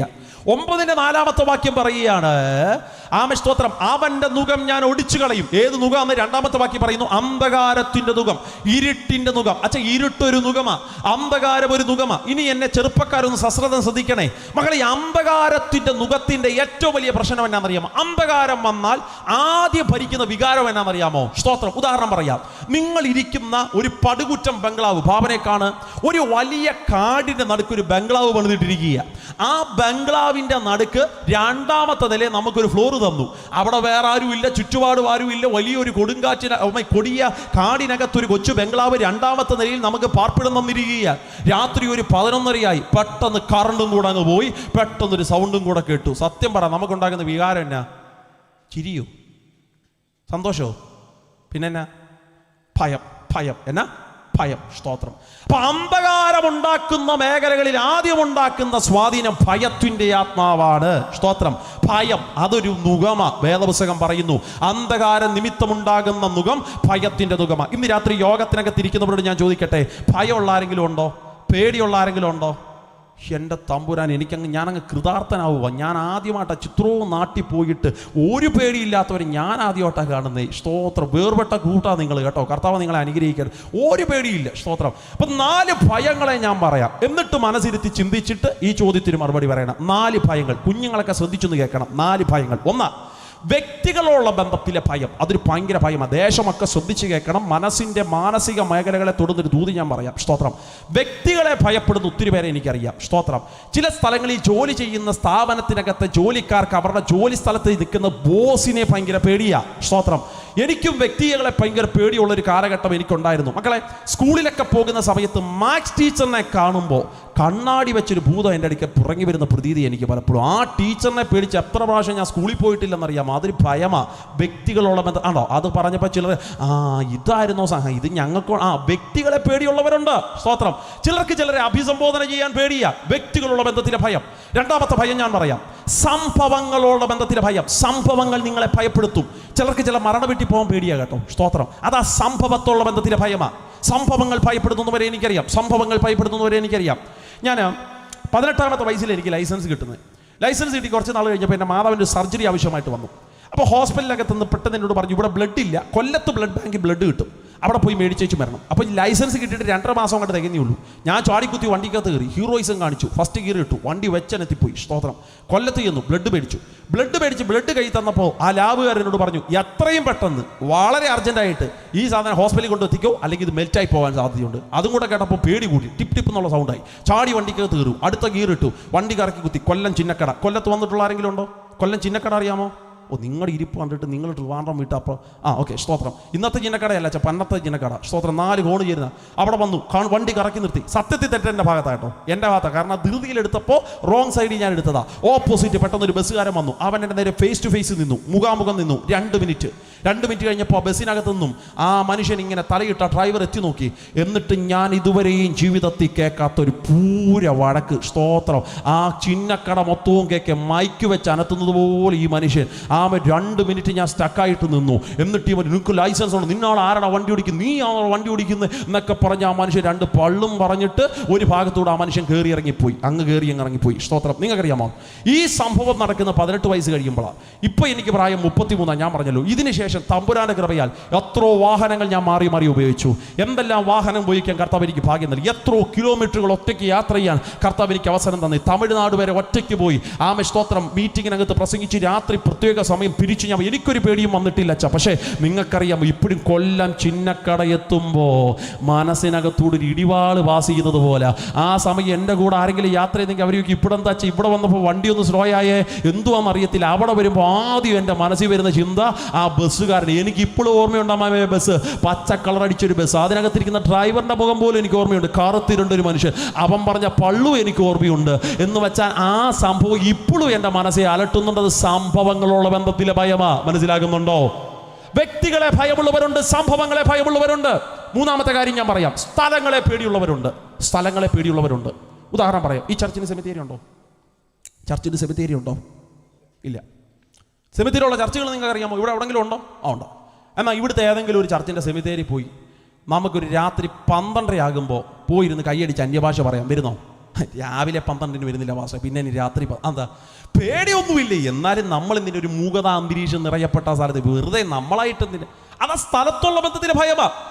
സ്ഥലങ്ങളെ പേടിയുള്ള എത്ര പേരെ എനിക്കറിയാമെന്നറിയാമോ? ചില സ്ഥലങ്ങളിൽ ജോലി കിട്ടിയാൽ ചിലർ പോവില്ല അച്ഛാ.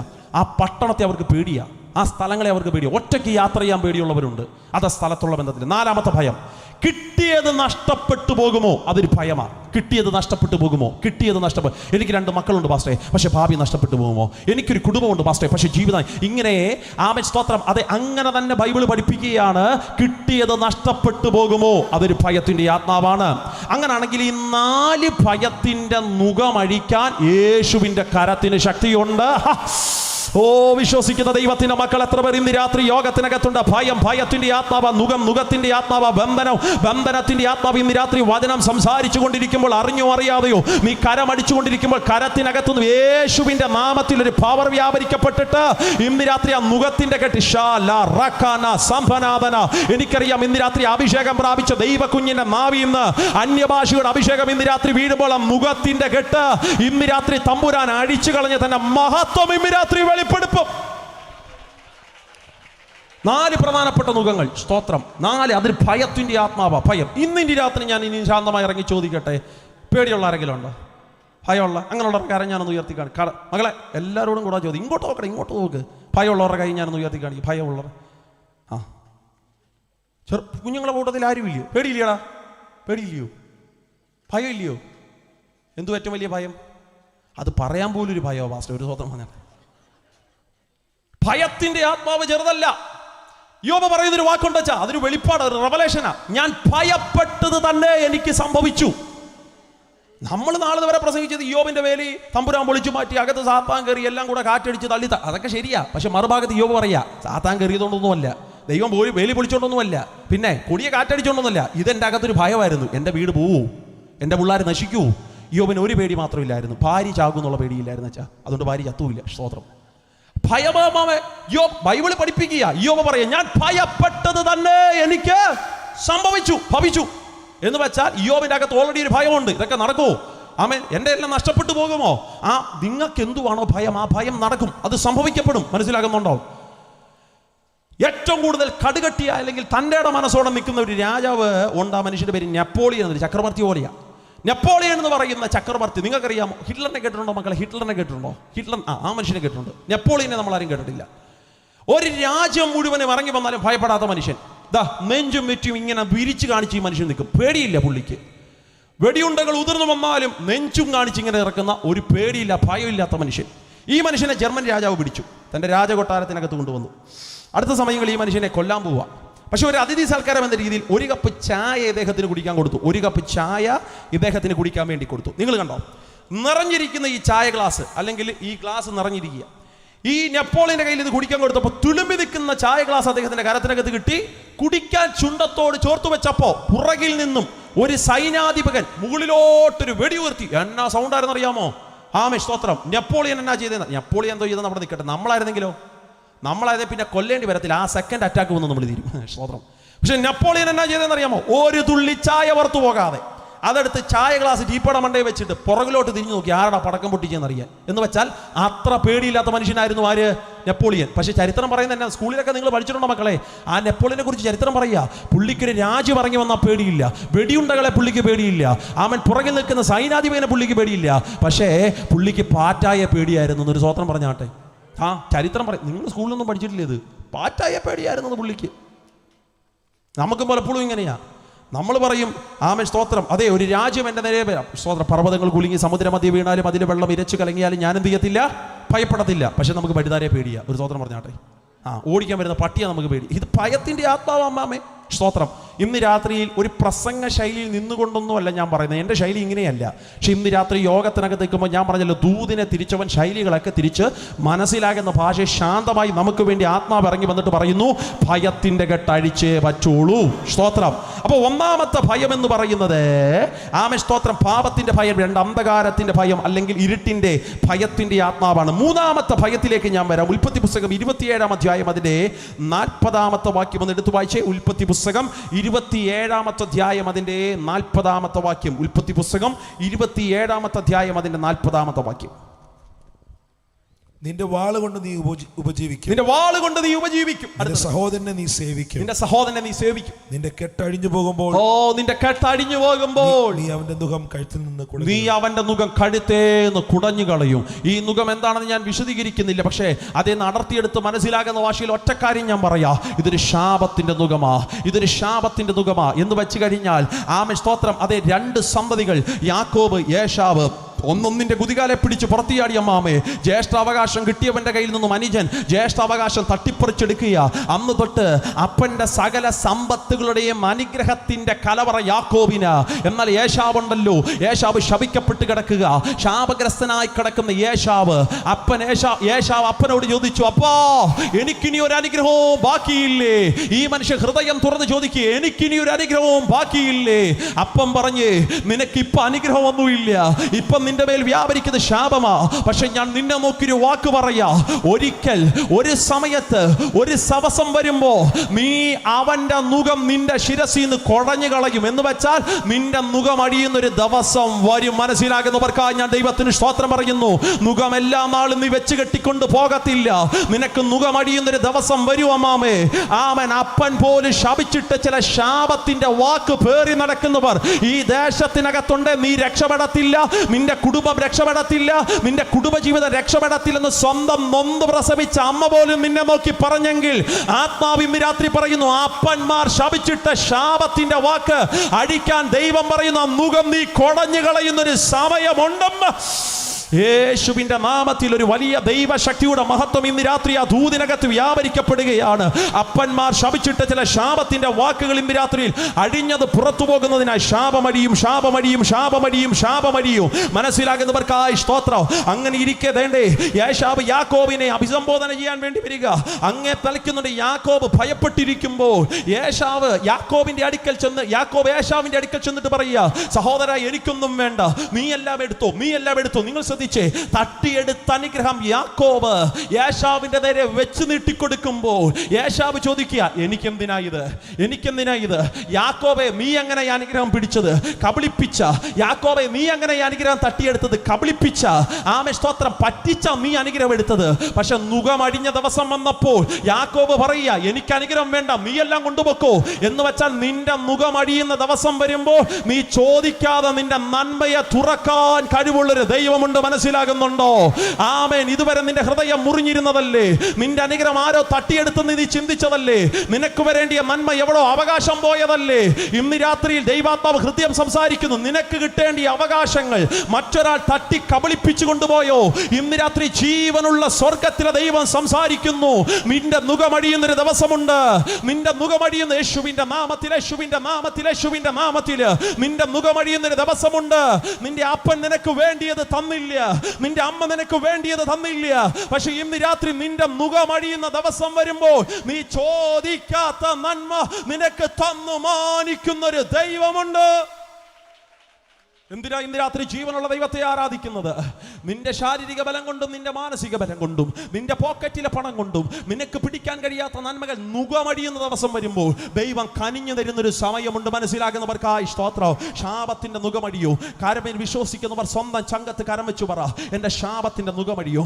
എന്റെ അപ്പൻ എന്നെ ശപിച്ചിട്ട നുകത്തിന്റെ കെട്ടഴിയും. വിശ്വസിച്ചു പറ മാമേ, എന്റെ കുടുംബജീവിതത്തിലെ ചില ശാപത്തിന്റെ നുകങ്ങൾ അഴിഞ്ഞു പോകും. എനിക്കറിയാം. ഇന്ന് ഈ പന്തലിനകത്തിരുന്ന് ഈ ദൂത് ഞാൻ ഈ ജനത്തോട് സംസാരിക്കുമ്പോൾ ഇരിക്കുന്ന നിങ്ങളുടെ മുഖത്തിന്റെ പൾസ് എനിക്ക് മനസ്സിലാകുന്നു. ചിലരുടെ ദൂതാക്കി ദൈവം ഇതിനെ തിരിക്കുക. അപ്പന്മാർ ശപിച്ചിട്ട് ചില ശാപത്തിന്റെ നുകം അഴിയും. ഇന്ന് രാത്രിയിൽ യേശുവിന്റെ നാമത്തിൽ ദൈവസഭ നടത്തുന്ന ആത്മീയ യോഗത്തിന്റെ 2ാം രാത്രിയിൽ ഈ ലൈവ് ടെലികാസ്റ്റിലൂടെ ഞങ്ങളെ ശ്രദ്ധിക്കുന്ന മാന്യ സഹോദരന്മാരോട് ദൈവം പറയുന്നു, നുകമടിയും സഹോദരാ, നുകമടിയും. കർത്താവിന്റെ ദാസന്റെ വാത്സല്യത്തിനകത്തിരുന്ന് ഈ ലൈവ് ടെലികാസ്റ്റിന്റെ തുടക്ക സമയം കർത്താവിന്റെ ദാസന്മാർ ആരാധന നടത്തിക്കൊണ്ടിരുന്നപ്പോൾ ഞാൻ ചുമ്മാ ലിങ്ക് ഒന്ന് എടുത്ത് ആമൻ സെർച്ച് ചെയ്ത് നോക്കിയപ്പോൾ ആദ്യത്തെ ഒരു കമന്റ് അതിനകത്ത് വന്നു. മരിക്കാൻ വേണ്ടി കൊതിയോടെ നോക്കിക്കൊണ്ടിരിക്കുന്ന ഒരു മനുഷ്യന്റെ കമന്റ് ആയിരുന്നു. വെച്ചാൽ നിങ്ങൾ ശ്രദ്ധിച്ചിട്ടുണ്ടെന്ന് എനിക്കറിയില്ല. ആ മനുഷ്യൻ പറയും, എനിക്ക് ചാകാനാണ്, എനിക്ക് ചാകണം, എനിക്ക് ചാകാൻ ദൈവം എന്നെ സഹായിക്കാൻ വേണ്ടി പ്രാർത്ഥിക്കണമെന്ന്. ഇന്ന് രാത്രി ആ കമന്റ് അയച്ച സഹോദരൻ ഈ ലൈവിനകത്ത് ഉണ്ടോ എന്ന് എനിക്കറിയാൻ പാടില്ല. എന്നാൽ ഇന്ന് രാത്രി ഞാൻ ഉറപ്പിച്ചു പറയാ, നീ മരിച്ചു നിന്റെ ജീവിതം ഒതുങ്ങത്തില്ല. ഒരു പിടി തൊണ്ടുകാരനകത്ത് നീ അവസാനിക്കത്തില്ല. ഈ ലിങ്ക് കിട്ടി നീ അതിനകത്ത് കയറി ജോയിൻ ചെയ്തിരുന്നെങ്കിൽ ഇന്ന് രാത്രി ഞാൻ ഉറപ്പിക്കാം, ആ ശാപനുഖത്തെ ദൈവം അടിക്കും. മനസ്സിന്റെ ആ മാനസിക മണ്ഡലത്തിന്റെ വിതയെ അഴിക്കും. ഇന്ന് രാത്രി സഭ ഞങ്ങൾ ഒരുമിച്ച് ആത്മാവിൽ പ്രാർത്ഥിക്കുന്നു. ഈ ലോകത്തിന്റെ ഏത് സ്ഥലത്തിലിരുന്ന് ഈ സന്ദേശം കേട്ടവനാണെങ്കിലോ ദൈവം ആ മുഖം അഴിച്ചു കളയും. ഇന്നേക്ക് 10-25 വർഷങ്ങൾക്ക് മുമ്പ് ജീവിതത്തിന്റെ സകല പ്രതീക്ഷകളും അസ്തമിച്ച് മരണത്തെ മാത്രം മുഖാമുഖം കണ്ട് ശാപം പിടിച്ചൊരു വീടിന്റെ അങ്കണത്തിനകത്ത് മരിക്കാണ്ടിരുന്നതായി എൻ്റെ മാതാവ് എന്ന് പറയുന്നത്. ആമേൻ, സ്തോത്രം. ജീവിതത്തിനകത്ത് ഹിന്ദു വിശ്വാസപ്രകാരം ഹൈന്ദവ നായർ പശ്ചാത്തലത്തിനകത്താണ് ഞാൻ ജനിച്ചു വളർത്തപ്പെടുന്നത്. ഹിന്ദു വിശ്വാസപ്രകാരം അത്യാവശ്യം നല്ല കുടുംബ സാഹചര്യമാണ് ഞങ്ങൾക്കുള്ളത്. കയ്യിൽ പണത്തിന് മാത്രം കുറവുണ്ട്, പക്ഷേ ആമേൻ അത്യാവശ്യം നല്ല ബാക്ക്ഗ്രൗണ്ടിനകത്താണ് എൻ്റെ ജനനം എന്ന് പറയുന്നത്. ഹിന്ദു നായർ കുടുംബത്തിനകത്ത് ജനിച്ചു ഞാൻ. സ്തോത്രം. ആ സമയത്ത് 25 വർഷങ്ങൾക്ക് മുമ്പ് നടന്നൊരു സാക്ഷ്യമാണ് ഞാൻ പറയുന്നത്. ഹിന്ദു വിശ്വാസപ്രകാരം ഞങ്ങളൊരു സ്ഥലം മേടിച്ചു. ആ സ്ഥലത്തിനകത്ത് വീടിനുള്ള കാര്യങ്ങൾ ക്രമീകരിച്ചു. ആമേൻ. ഹൈന്ദവ വിശ്വാസപ്രകാരം ഒരു വീട് പണിയണമെങ്കിൽ അടിസ്ഥാനങ്ങൾ ഇടുന്ന സമയത്ത് പൂജകളൊക്കെ നടത്തണം. അങ്ങനെ പൂജകൾ കാര്യങ്ങളൊക്കെ നടത്തിക്കൊണ്ടിരുന്നപ്പോൾ എൻ്റെ അപ്പനൊരു കാര്യം മനസ്സിലായി, ഇത് ശാപം പിടിച്ചു കിടക്കുന്ന സ്ഥലമാണ്. അവർ പറഞ്ഞു, സാറേ ഈ സ്ഥലം എങ്ങനെ സാറിന് കിട്ടിയത്? അപ്പം പറഞ്ഞു, ഇത് കുടുംബസ്വത്താണ്. ആമേൻ. അവർ പറഞ്ഞു, അബദ്ധം പറ്റി സാറേ. അബദ്ധം പറ്റി. എന്നാ പറ്റി അബദ്ധം? ഇത് വരത്തുപോക്കുള്ള മണ്ണാ സാറേ. ഹിന്ദു വിശ്വാസത്തിനകത്ത് നിൽക്കുന്നവർക്കറിയാം വരത്തുപോക്കിന്റെ സ്വാധീനത്തിന്റെ ശക്തി ചെറുതല്ല. വരത്തുപോക്കുള്ള മണ്ണിനകത്ത് വീടെന്നല്ല ഒന്നും പണിയാൻ പറ്റത്തില്ല. അവർ പറഞ്ഞു, ഇവിടെ വീട് പണിയാൻ പറ്റത്തില്ല. അപ്പൻ തിരിച്ചു ചോദിച്ചൊരു ചോദ്യമുണ്ട്, പണിതാലോ? അവർ പറഞ്ഞു, പണിതാലോ. പണിത നീ മരിക്കും, നിന്റെ ഭാര്യ മരിക്കും, 2 പിള്ളേർ മരിക്കും. ഇത് ശാപത്തിന്റെ സ്ഥലമാ സാറേ, ഇവിടെ വീട് പണിയാൻ പറ്റത്തില്ല. പക്ഷെ ആ സമയത്ത് എൻ്റെ അപ്പന് ഭയങ്കര തൻ്റെ ഇടമാ. അന്നും തൻ്റെ ഇടമാ. വിശ്വാസത്തിൽ വന്നതിന് ശേഷം തൻ്റെ ഇടം കൂടിയിട്ടേ ഉള്ളൂ. ഒരു സ്തോത്രം പറഞ്ഞാട്ടെ. അതുകൊണ്ടൊരു ഗുണം, ഏത് പൊന്നുമോനോടും കയറി സുവിശേഷം പറഞ്ഞു കളയും. സ്തോത്രം. ആമേൻ. ഫോറസ്റ്റ് ഡിപ്പാർട്ട്മെന്റിൽ ഡെപ്യൂട്ടി റേഞ്ചറായിട്ട് റിട്ടയർഡ് ആയ ഒരു മനുഷ്യനാണ്. തൻ്റെ ബോഡി സ്ട്രക്ചറൊക്കെ അങ്ങനെ. എന്നെക്കാൾ ഹൈറ്റ് ഉണ്ടച്ചാ, എന്നെക്കാൾ ഇരട്ടി വണ്ണുണ്ട്. അപ്പോൾ ഊഹിക്കാന്നേ ഉള്ളൂ. നെഞ്ചു പിരിച്ച് പുറത്തോട്ടിറങ്ങി ആരാണ് അവിടെ എന്ന് വെച്ചാൽ അന്നത്തെ കാലത്തൊന്നും മിണ്ടത്തില്ല. സ്തോത്രം. പാറിപ്പോകുന്ന ചെങ്കുടിയൊക്കെ കരത്തിനകത്ത് ഇംഗ്ലാസ് നാവ് വിളിച്ച് നടന്നൊരു മനുഷ്യൻ. പാർട്ടിയിലൊക്കെ സജീവമായി പ്രവർത്തിച്ച ആള്. ആമൻ. ഓടനാവട്ടത്ത് ആമൻ ഷാരോൺ എന്ന് പറയുന്ന ഒരു സഭയുണ്ട്. ആ സഭയോട് ചേർന്നിരിക്കുന്ന ഒരു കടറൂമുണ്ട്. അന്നത്തെ സമയത്ത് ഓടനാവട്ട ഷാരോൺ ദൈവസഭയുടെ തുടക്കം ഒരു കടറൂമിനകത്താണ്. എന്നാൽ ഇന്ന് അത് അനുഗ്രഹിക്കപ്പെടാം. അച്ഛനൊക്കെ അറിയാം. സ്തോത്രം. ഇന്ന് 150 പേര് 200 വിശ്വാസികളുള്ള അനുഗ്രഹിക്കപ്പെട്ട ഹോൾ അവർക്കുണ്ട്. പക്ഷെ അന്ന് തുടക്ക സമയമാണ്. അതിനോട് ചേർന്ന് മറ്റൊരു ക്ലബ്ബുണ്ട്, പേര് വികാസ് എന്ന. ഇന്നും ആ ക്ലബ്ബ് ഓടനാവട്ടത്തുണ്ട്. ആമൻ. എൻ്റെ അപ്പൻ്റെ തുടക്ക സമയത്തൊക്കെ അവർ സ്ഥാപിച്ചൊരു ക്ലബ്ബാണ്. അപ്പോൾ ഒരു കടമുറി, ഒരു ഭിത്തി, അപ്പുറം ആരാധനയിലും ഇപ്പുറത്ത് വികാസ് ക്ലബ്ബ്. ആ സമയത്ത് വികാസ് ക്ലബ്ബിനകത്ത് ചീട്ട് കളിക്കാൻ ചെന്നിരുന്ന എൻ്റെ അപ്പൻ, ചീട്ട് കളിക്കാൻ ചെന്നിരുന്ന എൻ്റെ അപ്പൻ കോറം തികഞ്ഞില്ല. കോറം എന്ന് പറഞ്ഞാൽ നിങ്ങൾക്ക് മനസ്സിലായെന്ന് അറിയാൻ പാടില്ല, ഇവർക്ക് മനസ്സിലാക്കാൻ സാധ്യതയുണ്ട്. ആൾക്കാർ തികഞ്ഞില്ല. സ്തോത്രം. അങ്ങനെ ആൾക്കാർ തികയാതിരുന്നപ്പോൾ വന്നവർ കളിക്കാതെ തിരിച്ചുപോയി. അവസാനം എൻ്റെ അപ്പൻ മാത്രം ഞായറാഴ്ച ഒറ്റപ്പെട്ടു. ഞായറാഴ്ച എന്നാ ചെയ്യാൻ പറ്റും? ഇനി സമയം കളയാൻ ഒരു പരിപാടിയില്ല. അങ്ങനെ ഇരുന്നപ്പോൾ അപ്പൻ്റെ ഏറ്റവും വലിയ ഹോബികളൊന്ന് ആരാധന നടക്കുന്ന ആരാധനാലയത്തിൻ്റെ ഫ്രണ്ടിൽ ചെന്ന് ഉറക്കെ ചോദിക്കും, ഇത്രയും ശബ്ദമുയർത്തി ആരാധിക്കാൻ നിന്റെ ദൈവത്തിന് എന്നോട് ചെവി കേൾക്കാൻ പാടില്ലേ? പൊട്ടുണ്ടോ നിന്റെ ദൈവത്തിന്? എൻ്റെ അപ്പൻ ആകെ കൂടെയുള്ള ഹോബി അതാ. സ്തോത്രം. ആ മാന്യമായ ഒരു ചോദ്യം ഇല്ലയോ ചാ ചോദിക്കുന്നത്? എന്തിനാണോ നിങ്ങൾ ഇങ്ങനെയൊക്കെ സൗണ്ട് ഉണ്ടാക്കുന്നത്? നിങ്ങളുടെ ദൈവത്തിന് എന്നോട് ചെവി കേൾക്കാൻ വയ്യ, പൊട്ടാണോ നിങ്ങളുടെ ദൈവത്തിന് എന്ന് പറയുന്ന എൻ്റെ അപ്പൻ ഇന്ന് അതിനേക്കാൾ ശബ്ദം ഉയർത്തിയ സ്തോത്രം പറയുന്നത്. സ്തോത്രം പറഞ്ഞാട്ടെ. സ്തോത്രം. പണ്ടങ്ങാണ്ടൊരു അമ്മച്ചി മിക്സി എടുത്ത് ചോദിച്ചേ, ഇച്ചിരി സൗണ്ട് ഉണ്ടാക്കാതെ ഒന്ന് അരച്ചു തരാമോ? അപ്പോൾ മിക്സി പറഞ്ഞ്, എൻ്റെ പൊന്നമ്മച്ചി നല്ലോണം അറിഞ്ഞു കിട്ടണമെങ്കിൽ ഇച്ചിരി ശബ്ദമൊക്കെ ഉണ്ടാക്കുമെന്ന്. സ്തോത്രം. അങ്ങനെ ചിലപ്പോൾ ഇച്ചിരി വിടുതലൊക്കെ നടക്കണമെങ്കിൽ ഇച്ചിരി ശബ്ദമൊക്കെ ഉയർത്തു വെച്ചാൽ. സ്തോത്രം. എൻ്റെ അപ്പൻ ഇങ്ങനെ ആരാധനാലയത്തിനകത്ത് അപ്പുറത്ത് നടക്കുന്ന കടറൂമിനകത്ത് എന്നാൽ പിന്നെ സമയം കളയാം എന്നൊരു ചിന്തയിൽ ഈ സിനിമ ഒക്കെ കാണുന്ന പോലെ, നാടകമൊക്കെ കാണുന്ന പോലെ അവിടെ എന്നാ പരിപാടിയെന്ന് അറിയാൻ വേണ്ടി അതിൻ്റെ ഏറ്റവും പുറകുവശത്ത് കയ്യിലൂടുത്ത് എൻ്റെ അപ്പൻ പോയിരിക്കുകയാണ്. അവിടെ ചെന്നിരുന്നപ്പോൾ അന്ന് ഒരു സാറ് പ്രസംഗിക്കുക. സാറ് പ്രസംഗിക്കുന്ന പ്രസംഗ വിഷയം ശ്രദ്ധിക്കുമ്പോൾ ക്രൂശിക്കപ്പെട്ട യേശുവിനെ സാറ് സഭായോഗത്തിൽ പ്രസംഗിക്കുന്നത്. പ്രസംഗം കേട്ടപ്പോഴോ എൻ്റെ അപ്പൻ്റെ മനസ്സിനകത്തൊരു ചിന്ത, ഇവരെന്നെ ഈ പ്രസംഗിക്കുന്നത് എനിക്ക് വേണ്ടി മരിച്ചൊരു ദൈവമുണ്ടോ? അങ്ങനെയാണെങ്കിൽ അതല്ലേ ജീവനുള്ള ദൈവം? ഇവിടെ പലതിനെ സംഹരിക്കാൻ വന്നെന്ന് നിങ്ങൾക്ക് ഇന്നലെ രാത്രി ഞാൻ പറഞ്ഞല്ലോ. എന്നാൽ ഒന്നിനെ സംഹരിക്കാനോ കൊന്നുമുടിക്കാനോ അല്ല, ചിലതിന് വേണ്ടി മരിപ്പാൻ വന്ന ജീവനുള്ളൊരു ദൈവം. അതല്ലേ ജീവനുള്ള ദൈവം? കല്ലറകളെ പൊട്ടിച്ച് പുറത്തെഴുന്നേറ്റ് വന്ന ദൈവം. ഈ ചിന്തകളെല്ലാം എൻ്റെ അപ്പൻ്റെ മനസ്സിനകത്ത് ഭരിക്കുക. അന്ന് ആരാധന കഴിഞ്ഞ് വീട്ടിൽ പോയി എൻ്റെ അപ്പൻ സാക്ഷ്യത്തിൽ പറയുന്ന വാക്ക് ഉറങ്ങാൻ പറ്റില്ല. ചിന്തകൾ മനസ്സിനകത്ത് സത്യം പോലെ ഭരിക്കുക. ജീവനുള്ള ദൈവം ഏതാ? ഒരുപിടി സംശയങ്ങൾ തൻ്റെ മനസ്സിനകത്ത് നിറഞ്ഞു. ഈ സംശയത്തിനെല്ലാം ഉത്തരം വേണം.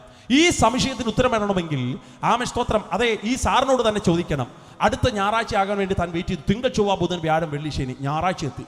താൻ മനഃപൂർവ്വം ആരാധനാലയത്തിൽ ചെല്ലുക. അവിടെ ചെന്നപ്പോൾ അവരെല്ലാം കൂടി ഇങ്ങോട്ട് ഇറങ്ങി വരിക.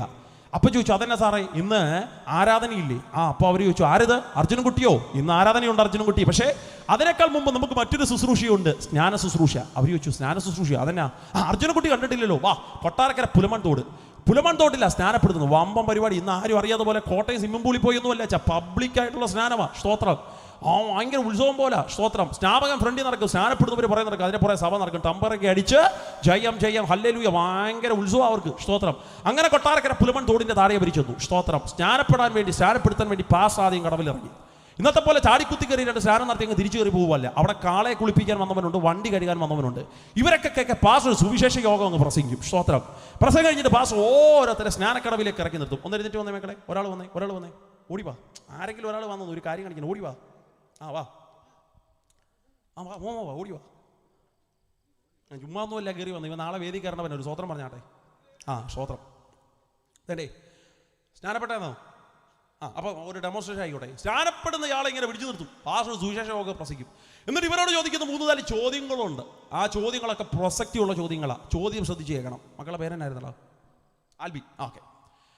ആൽബിൻ എന്ന് പറയുന്ന ഞങ്ങളുടെ സഹോദരനോട് ഞാൻ ചോദിക്കുന്നു, സ്നാപകൻ ചോദിക്കുന്ന ആദ്യത്തെ ചോദ്യം. ഇന്നേക്ക് 2024 വർഷങ്ങൾക്ക് മുമ്പ് ഈ താണഭൂമിയിലേക്ക് ഇറങ്ങി വന്ന് 33 തിരുവയസ്സ് വരെ ജീവിച്ച് 3.5 കൊല്ലം ശുശ്രൂഷയുടെ നടുവിൽ രോഗങ്ങളെ സൗഖ്യമാക്കി, ഭൂതങ്ങളെ പുറത്താക്കി. എന്തിനു പറയണം? മരിച്ചവരെ പോലും ഉയർത്തെഴുന്നേൽപ്പിച്ചു.